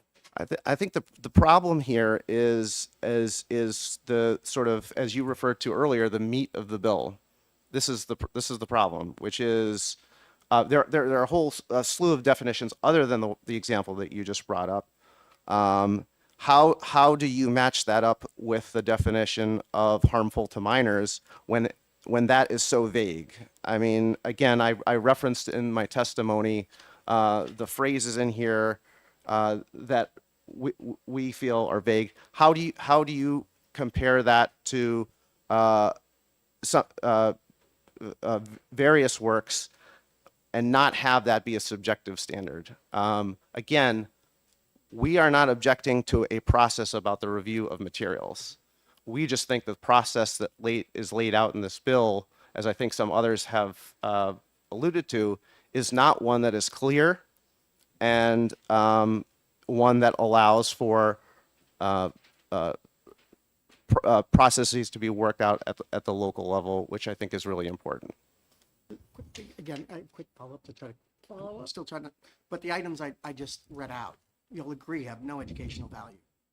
Bestiality has no educational value in our education system for schools to have in their libraries. The sadomasochistic behavior has no place in our libraries, don't you think? Again, this goes back to the part of the problem of the bill. The bill lays out these definitions, material, letters C, D, E, F, and then leads the rest of the public to wonder, okay, so the materials that depict some of these things, are they, all of them listed, are they patently offensive to prevailing standards in the adult community with respect to what is suitable for minors? I don't know what that means. And so I can't take one of these things or all of these things and then say, how do I then decide whether it has met that prevailing standard? And does the local community decide that for themselves, or does the state board decide that for everyone? So I don't think I can disconnect the two. Thanks. Thank you very much. Senator Prentice. Thank you, Chair Ward. Thank you for taking my question. So in the last few, in the majority of people who've testified so far, what I'm hearing, and I want to ask you this question, would it be fair to say that we can agree to disagree, but the reconsideration process is really what needs to be worked on and moved forward? We can agree to disagree on materials, and we're hearing that within communities, but having a process by which reconsideration takes place is really what the focus I'm hearing should be. Is that a fair characterization of the conversation so far, right up to what you've talked about? I think that's a fair, I think that is a fair representation of it. And I think when you look at some of the other proposals put forward, I think you can find a balance between making sure that there is voice for a parent who wants to have a work reconsidered, and also preserving the ability for there to be protections in the law, to have standards that are clear, and we're educators, school districts aren't going to be left wondering, what they mean. Okay, thank you very much. Thank you. Thank you very much. Thank you for allowing me to substitute. I appreciate that. Nancy Biederman?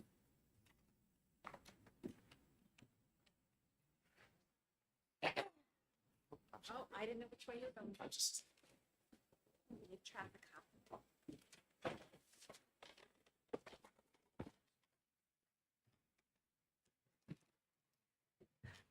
Good morning, Nancy Biederman, teacher of 15 years with a master's degree. I am here in support of Senate Bill 523. I do ask for one amendment to this, that you allow taxpayers to be allowed to challenge books, not just parents and guardians. I was at a Ware School Board meeting last year or a year and a half ago, where the school board was trying to prevent taxpayers from even speaking during public comment. 60% of my tax bill goes towards the school. I have every right as a taxpayer to challenge and look at the material and the curriculum that is being presented in the school. Showing obscene materials to minors is child abuse, plain and simple. As a parent who has actually challenged a book, about 4 years ago, I challenged a book. Our district spent about $30,000 trying to give this book to every junior and senior in the school. I found out the two administrators who recommended this book only read the first 2 chapters. It never went through C&E committee, which is by school board policy. When I went to the school board and brought all of these facts in front of them, they said, oh, well, next time we'll do it. In that book, there were mentions of date rape. There were mentions of religious. There was political. It was definitely one-sided.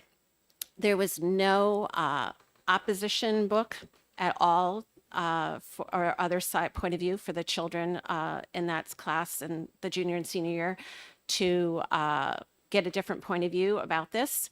They picked this book because it was written by celebrities.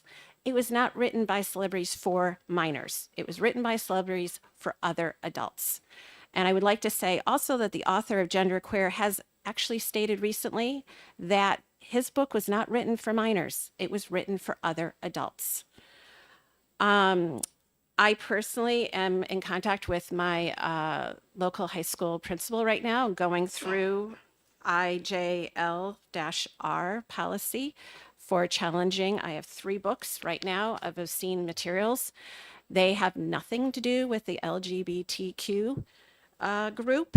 And I also question, why does the LGBT group feel like they have to have obscene material books in the library in order to feel like it's part of their community and make them feel good?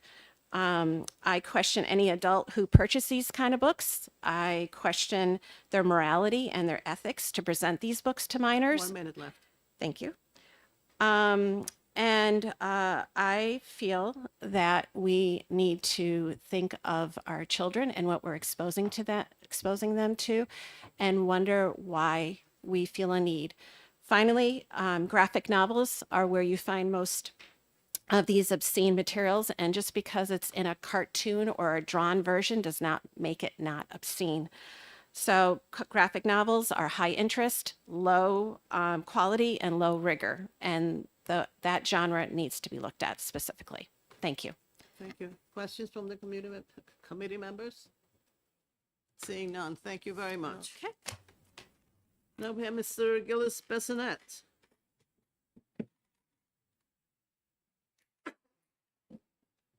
Yeah, I know. Sorry. You're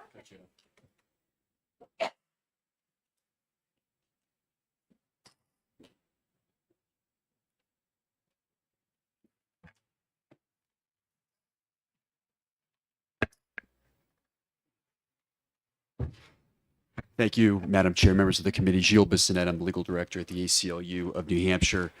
We oppose this bill, and I know that I have limited time, so I just want to kind of walk through the several concerns that we have. And I just want to start with the fact that we have an existing law on this already that I just wanted to uplift for the committee, and that's a harmful to minors statute, RSA 571-B.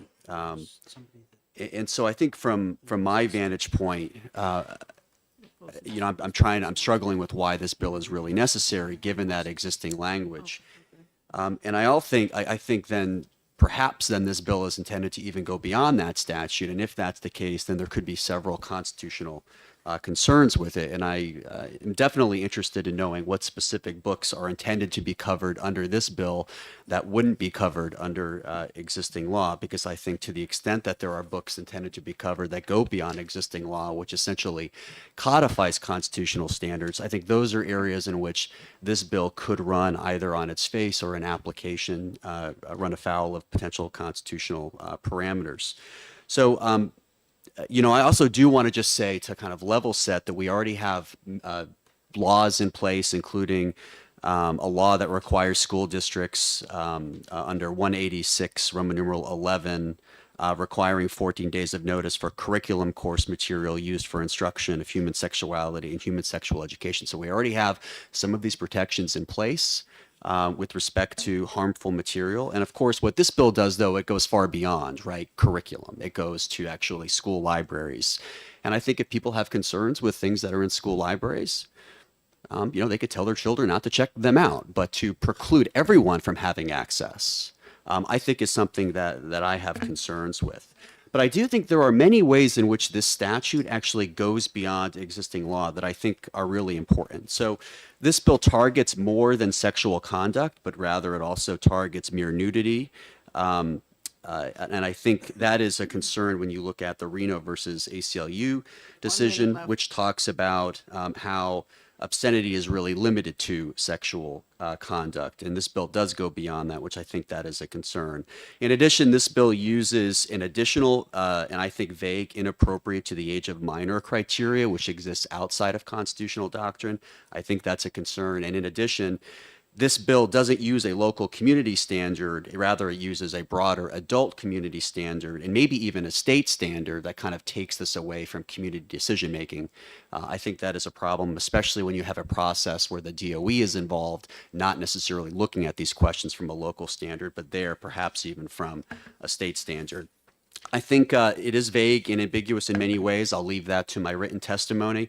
We also have concerns with the expansion of criminal liability, which is, I think, an odd kind of tack on to this bill that I just wanted to uplift to this committee and seems to kind of go beyond the scope.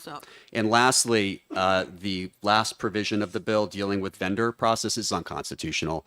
The Fifth Circuit just struck down a similar provision out of Texas, or I should say preliminarily enjoined it, and I will circulate that to the committee. Thank you. Thank you. Questions? Committee members? No? Seeing none. Thank you, very Madam much. Chair. Thank you. Jonah, Sutton, Moore?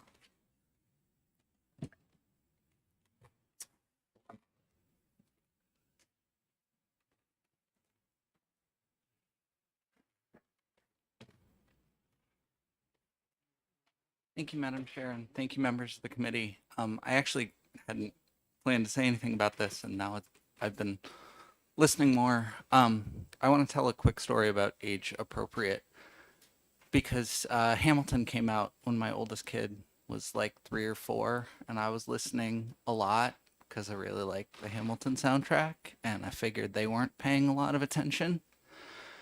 And I was driving back from school one day, and my kid said to me, "Daddy, why does the king sing, 'I will kill your friends and family to remind you of my love'?"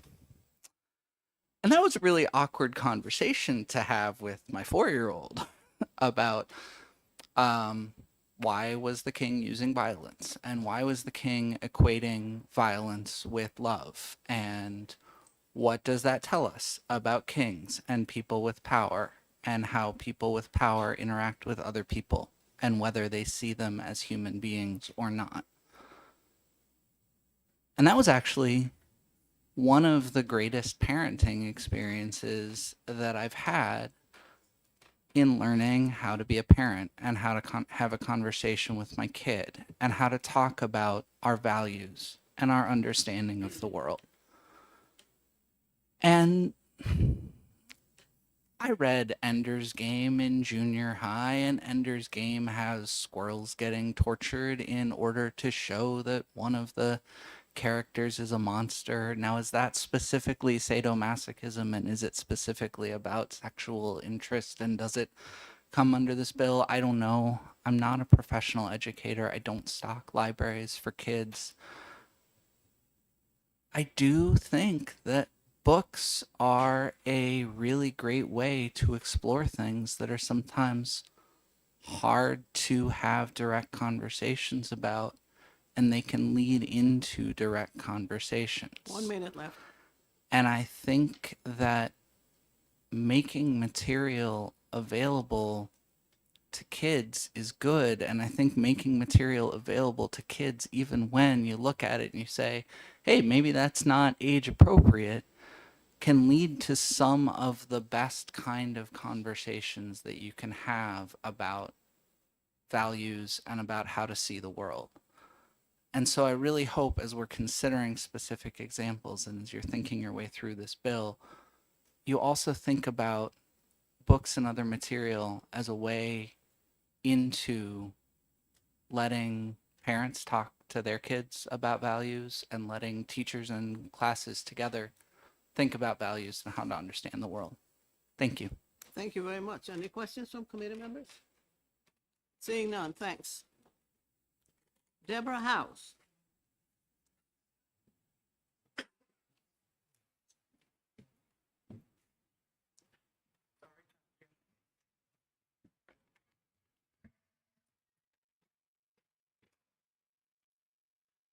Okay, good morning again, Chairman Ward, and I'm Deborah House, here on behalf of the American Federation of Teachers New Hampshire to speak on SB 523 relative to regulation of public school library material.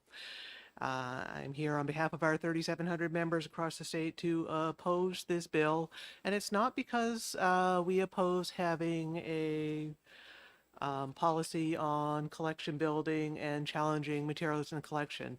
I would actually point you to another bill that was mentioned by previous testifiers, HB 1311, which we think is a better approach that recognizes the interests of all involved to make sure that every district has a clear policy on how library collections are built and how material can be challenged if someone thinks it's not in the right, doesn't belong in the library at all, or is not in the right age category.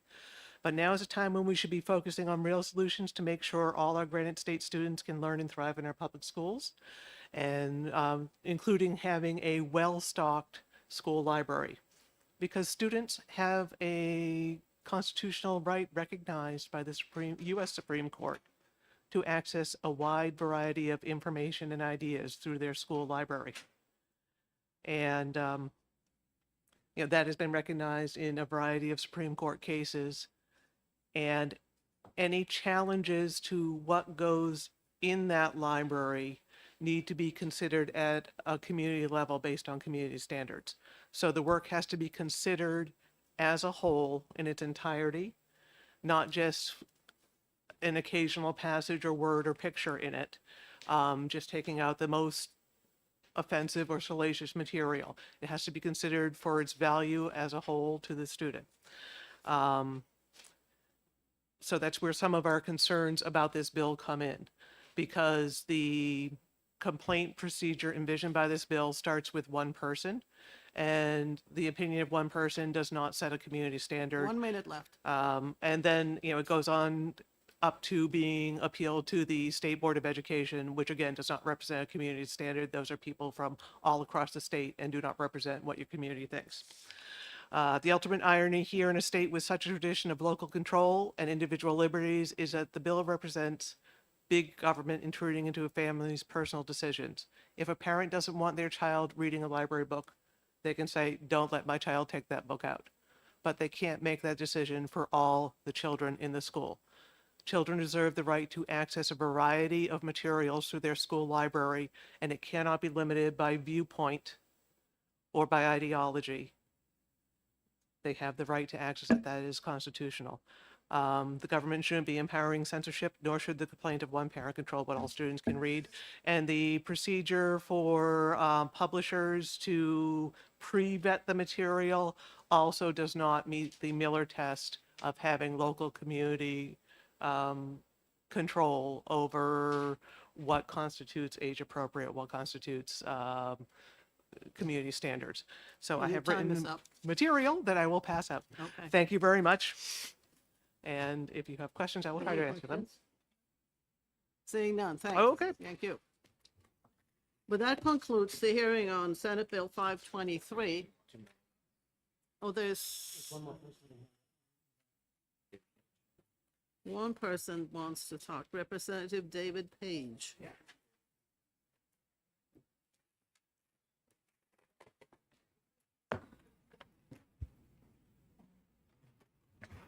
Thank you, Madam Chair. Thank you for allowing me to sneak in at the end here. Let me begin. I'm here to oppose this bill, but let me begin by expressing my support for the sponsor's goal of requiring a clear, transparent process for parents and guardians to raise and resolve their complaints. That's why we've proposed other bipartisan legislation in the House to try to address that issue.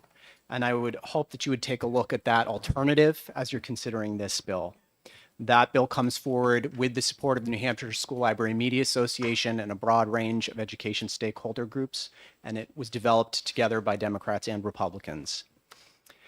I want to start at the end of the bill really quickly because I think folks have been rushing toward the end of the bill as they get to the end of their testimony. I really want to hammer the point that this piece about vendor rating systems is unconstitutional. And a very similar bill in Texas was recently enjoined in the Fifth Circuit. Their determination is that that is unconstitutional compelled speech and violates the First Amendment. So I want to make that very clear to everybody. And I would humbly suggest that if we pass this bill with that in it, we are inviting a lot of problems for the state of New Hampshire. So I would caution this committee about allowing that vendor rating system to be included in this bill. I also want to speak to the appeal process to the State Board of Education. So on the one hand, we are saying that our standards here for making a determination as to whether the material is obscene or harmful to minors should be based on prevailing community standards.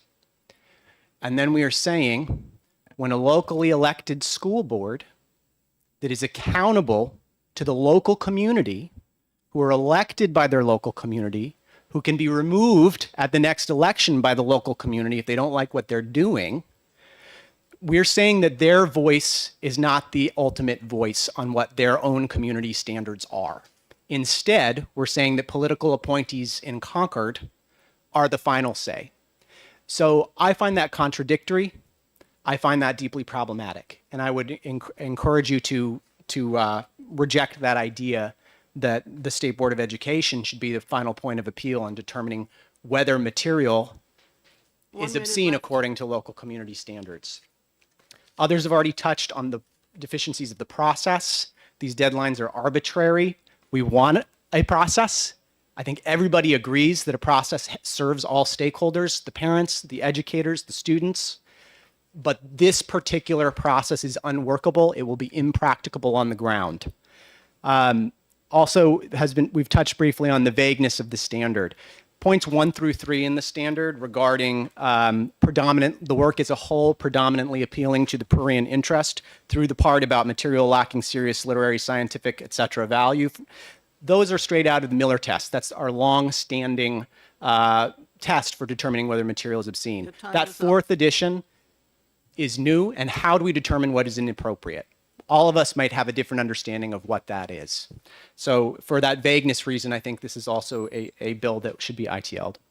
So thank you. Any questions from the committee members? Seeing none, thank you Thank very you. much. And at this point, I do think that that finishes the hearing on Senate Bill 523. Did I miss anyone? Good. Thank you very much. That takes care of that one, and now we can move on.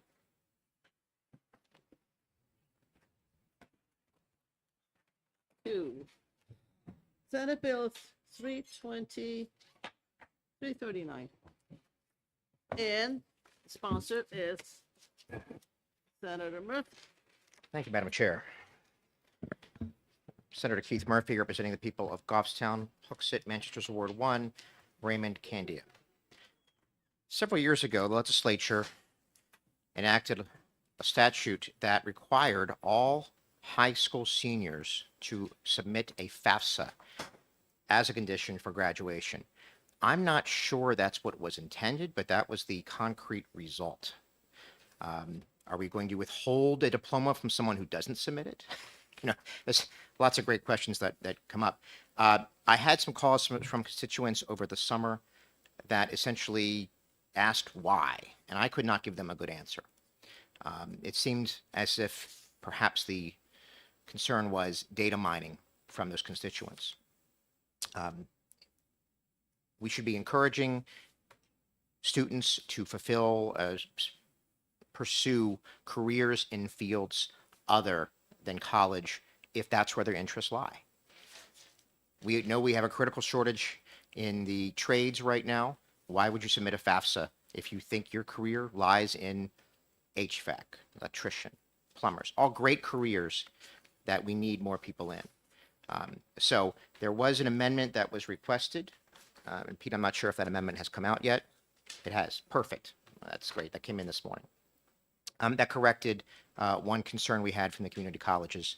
And other than that, I think this is a very simple, straightforward piece of legislation, and I ask for your support. Thank you. Any questions? Senator Prentice. Hello, Senator Murphy. Hello, Senator Prentice. Good to see you today.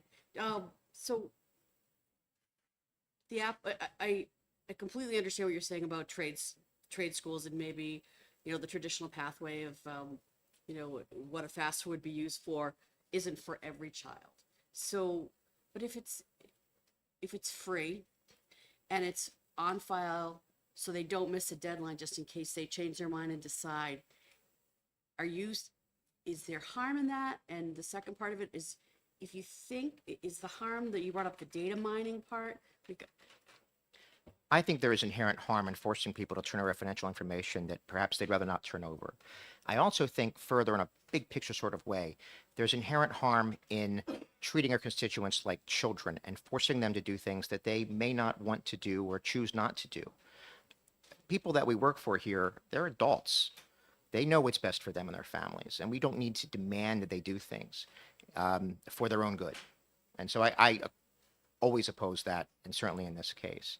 I don't think we should be forcing people to submit FAFSAs if they choose not to. And I guess I'd ask the question again, if someone doesn't submit one, are we going to not let that student graduate? And I would hate to be in that position. Yes, ma'am. Thank you. Senator Ward. I don't have a question for you, but I was working with a senator who insisted that FAFSA was the best thing for anybody, because if you filled it out and you knew whether or not you could get a scholarship, that might encourage you to go to college. So he saw that as an opportunity. On the other hand, I have talked to parents and asked them about it, and they don't fill it out because they find the form so invasive, asking very personal questions. They just don't want to fill it out. Yeah, and we shouldn't force them to. I would also say that perhaps we shouldn't be encouraging people to take on too much student debt, and that's really what the FAFSA can lead to. I can tell you that from my own experience, I have a master's degree in city planning. I have a bachelor's degree in economics and government and politics, and I run 2 restaurants. I've got some very expensive wallpaper that I'm still paying for and will be paying for the foreseeable future. So I would, I don't think we should be pushing students down that path. Thank you. Any other questions, comments from the committee? Thank you very much. Thank you, ma'am.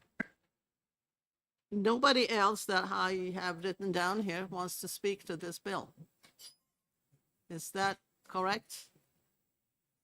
In which case, we are done with 339. We have somebody sign up for the fourth bill and send it. Somebody who signed up just now? Okay.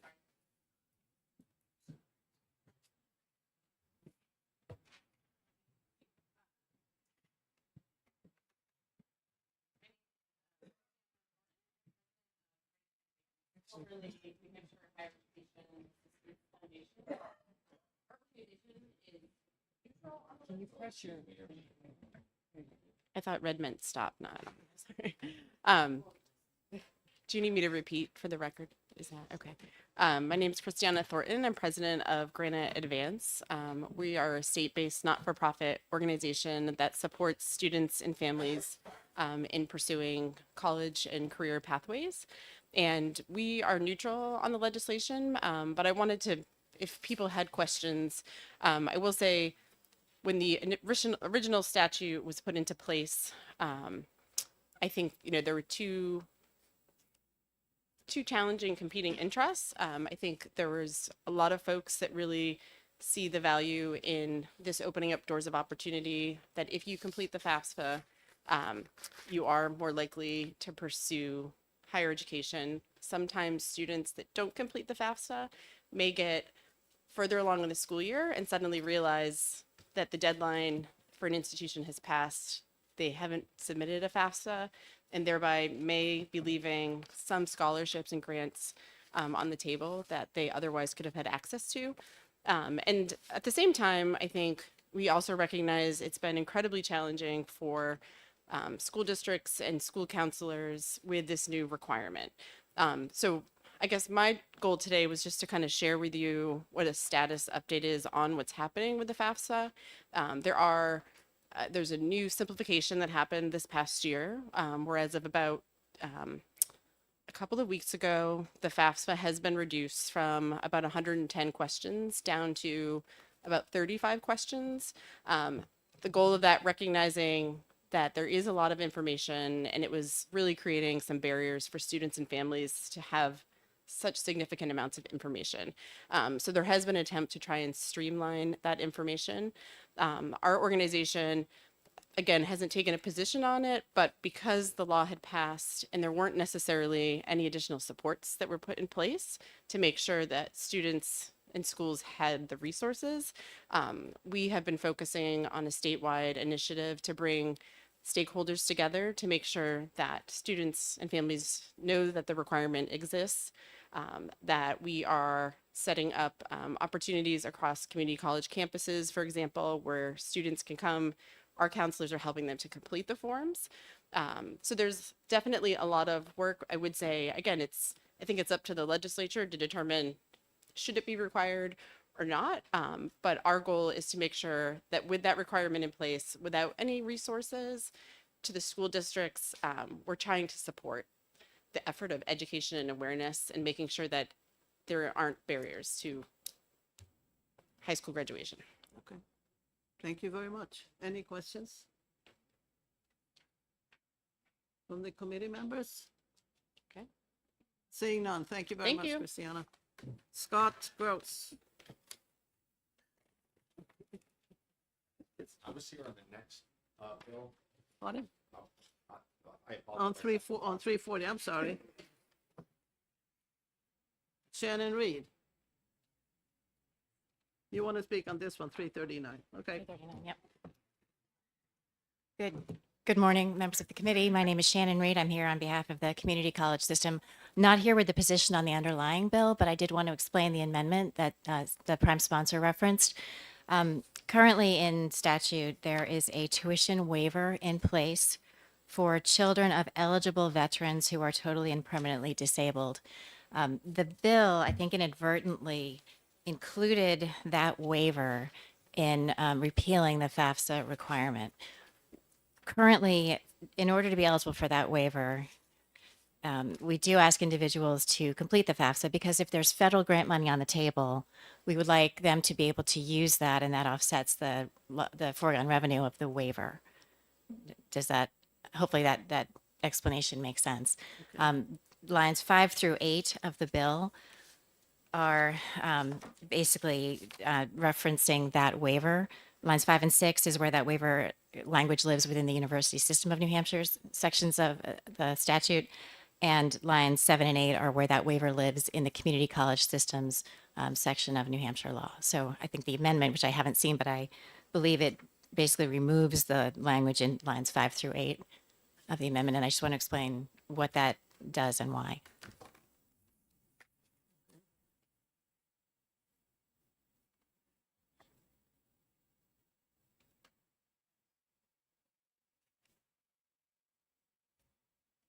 So you want to take something out or add something? We're supporting the amendment that was brought in, which removes lines 5 through 8 of the original bill as introduced. Chair, I think it's Amendment 328S, which deletes from the original bill line 3 and 4. So it's just only section 1 and 2 in the effective Okay, date. I don't have that amendment. I have just this one here. Check the back. Oh. Right there, yeah. And that's really just in the interest of fiscal prudence. If there's federal grant funding on the table, Okay, it to us makes sense to use it. thank you. Anybody else? Seeing none, this concludes the hearing on Senate Bill 339. And now we have Senate Bill 340. And the prime sponsor is Senator Murphy.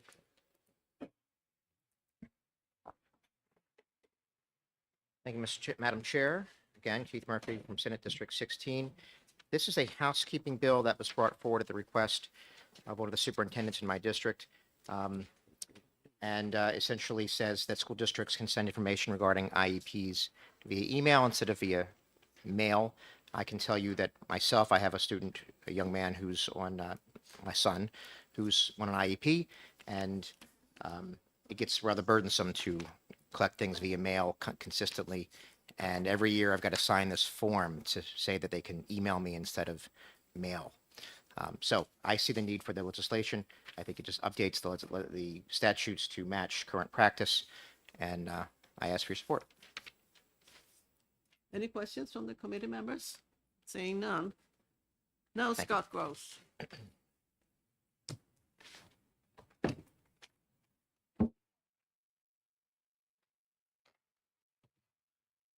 Good morning, Madam Chair and members of the committee. My name is Scott Gross. I'm the Business Administrator for SAU 19, representing Goffstown and New Boston. And this is Lisa Johnson. She is our Assistant Principal at Maple Avenue School.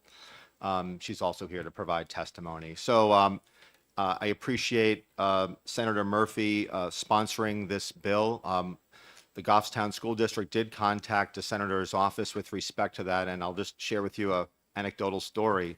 Lisa and I were doing budget preparation for our next year's budget, and she told us that the postage line was going to be going up for special education postage, and I said, why?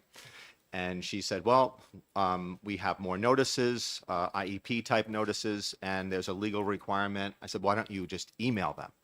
And she said, we can't, there's a law. And I said, great, show me the law. And Lisa, being as very diligent as she is, she sent me the statute, and I read it, and I'm like, wow, this requires U.S. mail as the preferred method. Having been here before providing testimony, I'm like, this is a great way. Maybe we can have a housekeeping bill that would allow us to provide for electronic mail, which would be more cost effective and more timely for many families. So to me, this is something that probably is long overdue. So with that, I appreciate Senator Murphy helping us sponsor this particular bill, and I hope that the committee looks upon this as favorable and being more current with what is the current practice that we have right now. The other comment that I wanted to make was that I hope this receives bipartisan support. This is not a partisan type bill. This is common sense. Constituents want this. It will reduce costs and the administrative burden for trying to educate our students. So I see this as a win-win.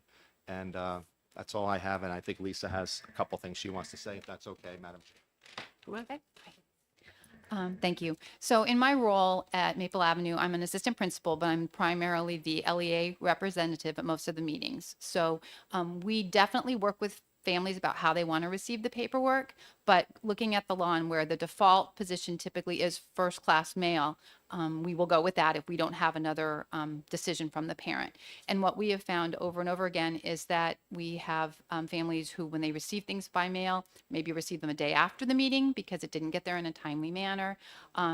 They will often ask if we can just send it home with their children, which we will do if they ask, but I find that transportation by a 8-year-old is not really secure and reliable all the time.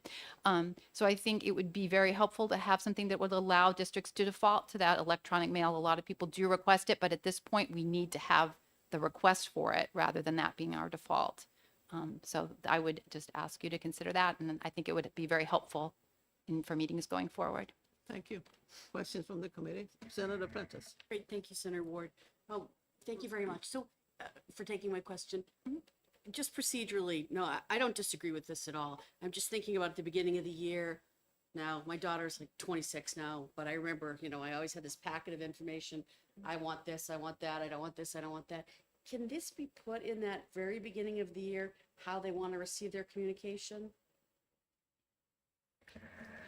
Yes, we could do that. Okay. That's definitely the case. I think it would be another piece of paper for people to sign. It'd be another piece of paper for people to track. And we do, if a family asks for us to send it home first class mail, we would do it currently. If somebody asks for it electronically, I just document that they requested it and I will send it home. But the issue we sometimes run into is if we have a family who is not sharing, for whatever reason, is not able to share how they want to get the information home, we default to mailing it, the first class mail. And some of these packets are really large. Yeah. So, and again, my biggest issue with them is wanting people to get information in a timely manner. And especially when we come to evaluation reports, we have a timeline for how quickly we have to get evaluations done. We have to get the evaluation reports to parents before the meeting. It's 5 days before the meeting. And then obviously before that period, we have all of the evaluations that are being completed. So we want to make sure the evaluators have enough time to do that. So we do often end up in a situation if we're defaulting to mail because we don't have another agreed upon way with a parent.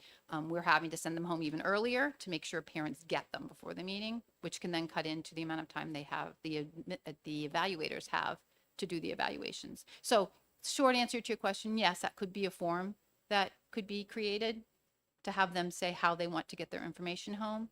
I think what we were talking about is having it be more of the default and knowing that we're going to work with parents and do what they ask. But if we don't have that directive from them, that we could go with electronic mail. May I also reply?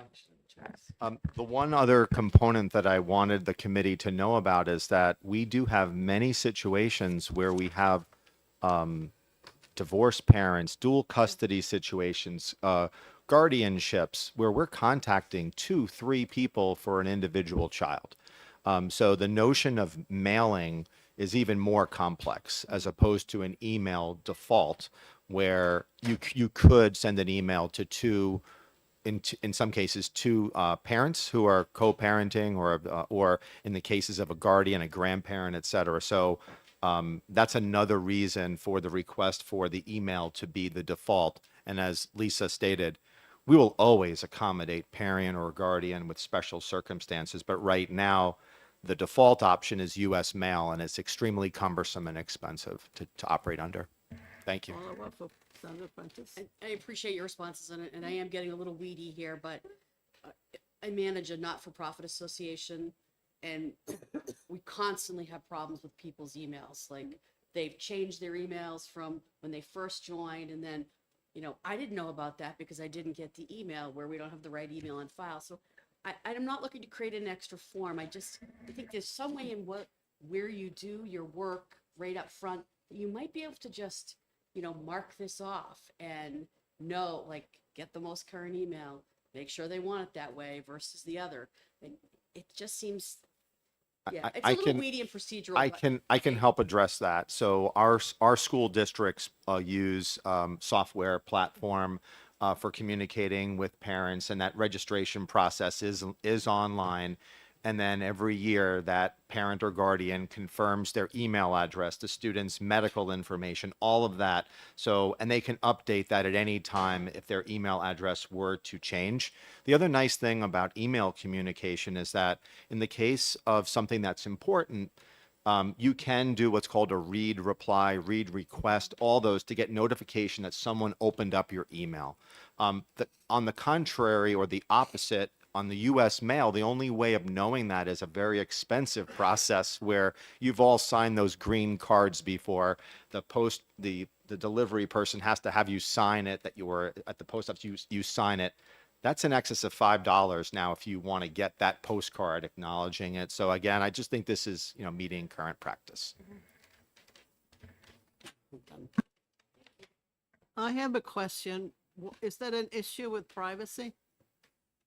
That if what is sent in an email and is opened by an unintended, like a child in the family, whatever? You can use what's called encrypted messaging, which is what we Okay. do in that respect. Okay. Any other questions? I don't know, Tim went, so. I guess we don't have any more questions. Thank you. very much. Have a wonderful day.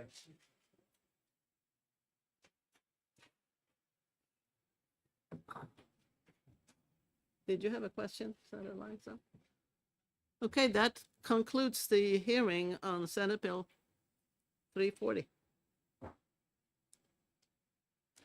Anybody who wants to speak or hasn't had a chance to speak on it? Okay, now forever hold your peace. This ends the hearing. Now, do you want to vote to pass on this one? I'll pass with amendment on. We gotta move to executive session. This is 340. Go to executive. Go into executive session. Second. All those in favor? Aye. That's 5-0. How about executive this bill 340? Are you ready for that? Madam Chair, I move OTP on Senate Bill 340. Second.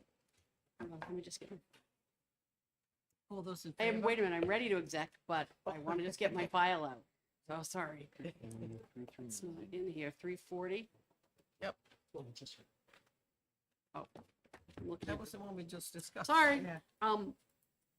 I went to the file I brought in for execing. Okay, sure. OTP. Okay. All those in favor? Aye. Aye. That's 5-0. Move consent. Consent. Second. Second on consent. All those in favor of consent? Aye. Aye. Aye. That's 5-0. Okay. I can take it out if you want me to. Kendra wants to take it up. Okay. That's as far as I'm gonna go today with execing. Oh, I thought we had. Do you want to do the FAFSA one? Which one? The FAFSA, the one we heard just before, that was a simple one with a single amendment, 339. 339. We could do that. Well, we have to have the amendment in there. So Madam Chair, I'd move auto pass on Senate Bill 339. Second. Now we have an amendment to 339. Yep. And I'm going to move to adopt the amendment. We have two amendments, right? So the only amendment I think we need to deal with is, we have a motion, a second. Yeah, second. Madam Chair, I'm going to further move to amend the bill to include Amendment 24-0328S. Which, and if I get a second, I'll speak to that real quick. Do we have a second on the amendment? So the amendment fixes a problem that Shannon Reid from the community college just spoke about to deal with those Yep. credits. So move the amendment. Aye. Aye. Aye. This 5-0 on the amendment. Now we have the original bill, 339 with the amendment. We have moved out to pass. Senator Prentice? So I'd like to, so I understand what Senator Murphy's trying to do. My concern is that I mean, I think this should be an opt-out. I think, I mean, I remember, I actually pulled up an NPR article to refresh myself on the conversation and the Senate hearing report from when we heard this before, which we passed as a Senate 24-0. There was a lot more discussion in the House than there was in the Senate. So I can understand, I mean, we're now at 35 questions versus 110. And I remember filling out this FAFSA for my daughter, and I can see where it could be a complication for a graduation requirement. But why couldn't we just set up an option to opt out? Because what I wouldn't want to have happen is somebody miss a deadline or not know what was available. So all we're doing is positioning them if they should choose to be positioned. But they could opt out and say, I understand this is a requirement, I'm not going to do it, and then it would be set aside. That's just what I want to offer on that. So, all right, thank you. Senator So Lang. just so that option actually already exists in the law, the opt out. The problem is that they get to the day of graduation, find out they haven't filled out their FAFSA, and then their graduation is held up, and for a non-academic reason, just because they haven't filled out a form, and then they have to hurry up and sign a waiver to let the kid walk the stage, and that's the reason why I think this is critical to reverse this decision and not have a child get held up on graduation or have to hurry up and get a waiver signed in order so they can walk across the stage and they've met every other academic reason for graduating. And Further discussion? then that's just got to be moved somewhere within the process, because it shouldn't be at the last minute. I was doing my daughter's FAFSAs at the beginning of her senior year, so that I knew exactly what was available, and I was investigating them in the junior year. It's because you're organized. And you're a parent. Not always. Have you seen my piles that I work through? I have to be thinking about this a certain way. So I just don't want to miss something. I mean, again, we had a 24-0 decision on this. My understanding is that this is not something that comes 1 week before graduation. This is something that the kids have had an opportunity to look at, or the parents have been looking for a long time. They've had plenty of time to decide whether they want to do it or not. Oh, agreed. But Senator Lang saying that this is a piece that is coming out.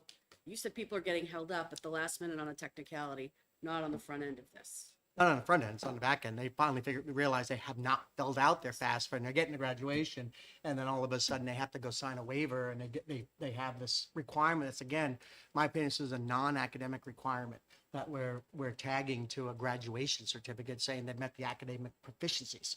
And so for me, I think, the intent was good, probably on the original underlying bill to get that data, but there are parents that are choosing not to do it and then not signing the waiver, and then a kid is getting held up at the last minute in the last week of graduation. And the parents, because the obligation is on the parents to sign a waiver, they have to go chase down this waiver on top of it. I just think that's an undue burden that isn't necessary. I have 4 kids that all went through public school. Every single guidance and counselor pressured us to fill out our FAFSA. So there's plenty of opportunity for parents to do FAFSA. I don't think it needs to be tied to a graduation certificate. Just one question in general for anyone on the committee. Is there any evidence that there is a correlation between filling out a FAFSA and taking on student debt? I mean, I have my own student debt, even as an adult, because I went and got a master's degree, so I understand what Senator Murphy's saying. But I found that I find this more as a way to position people, but I don't know if I'm just gonna, I guess, I'll support it today, but I want to think more about it. I always regret we did things in a way, again, looking back on what the vote was. I think, like, what are we missing? And I know I like to slow roll into things, and some others like a faster approach. That's okay. But Well, you should feel comfortable with your vote. yeah. And Okay, I'm fine, maybe you can hold off until next Tuesday. No, we can go ahead and exec this. I think I will vote against it, and then I'm gonna just spend a little more time. Okay, sound good? All right. So what is the original bill, 339? We have So let's deal with the OTP, amendment. and then we have the amendment, taking out those on 3 through 4. So the bill with the amendments. Aye. Aye. No. Okay, what is your objection? I think it's important for these students to fill out this form. I have to agree with my colleague. I don't think there's any correlation between student debt and filling out this form. I'm not sure why that was made an argument. I think the more students know about the opportunities for federal loans is important, and then being able to have that ability. And my children are not old enough to go to college yet, but I would like to be able to have them pre-enrolled for something like that. Fill out a 529, right? That's right. 2 of them already. Now I gotta get 3. And I'd like to, maybe just spend a little more time on it. The bill's prime sponsor of this many years ago was was Senator Jay Kahn. Yes, yeah. I'd love to get his opinion on it as well.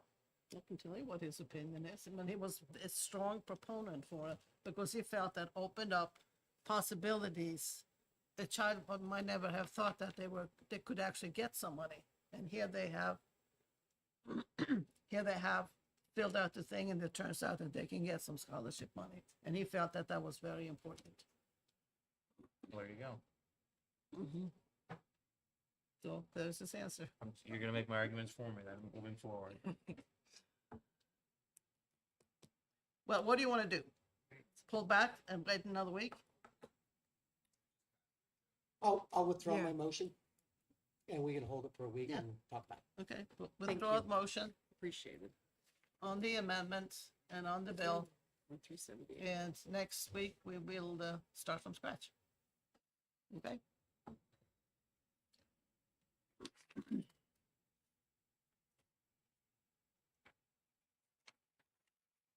I don't have anything else that I want to do tonight in executive bills.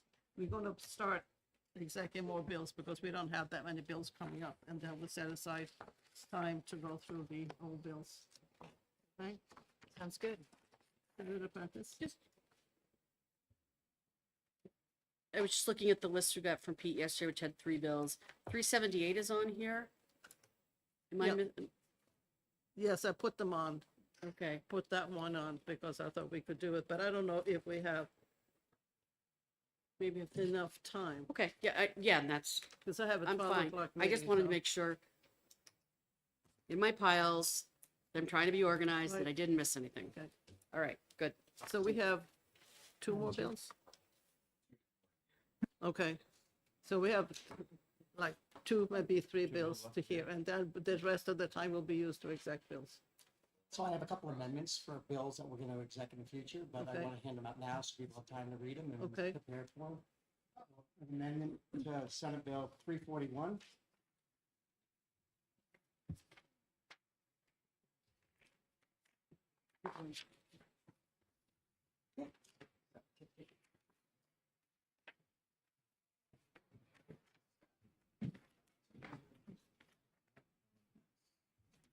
Okay, that one.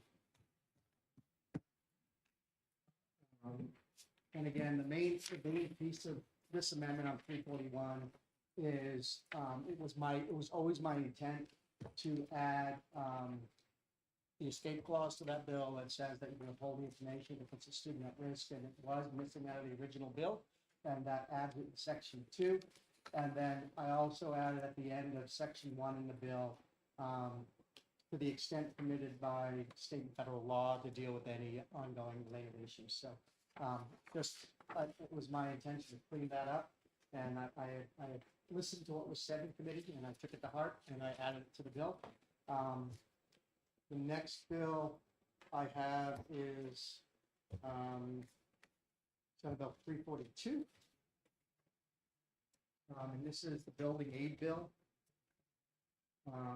And I worked with the Department of Education, and we cleaned up the language and made it more palatable and made it so it works with the existing building structure. For the current building aid program, it's a pretty involved change, so just leave it for everybody to read it. And lastly, I do have an amendment on 522, but I'm not going to distribute it because I had a meeting with Senator Whitley and Department of Education and Department of Health and Human Services about the early childhood education bill. we still have a couple more tweaks, so the amendment I wrote is now no longer valid, and I have a couple more things I have to change. Okay. Anything else that we need to discuss? Maybe come out of executive session? Make a motion. Second. All those in favor? Aye. Aye. Thank you very much. Thank We're you. out.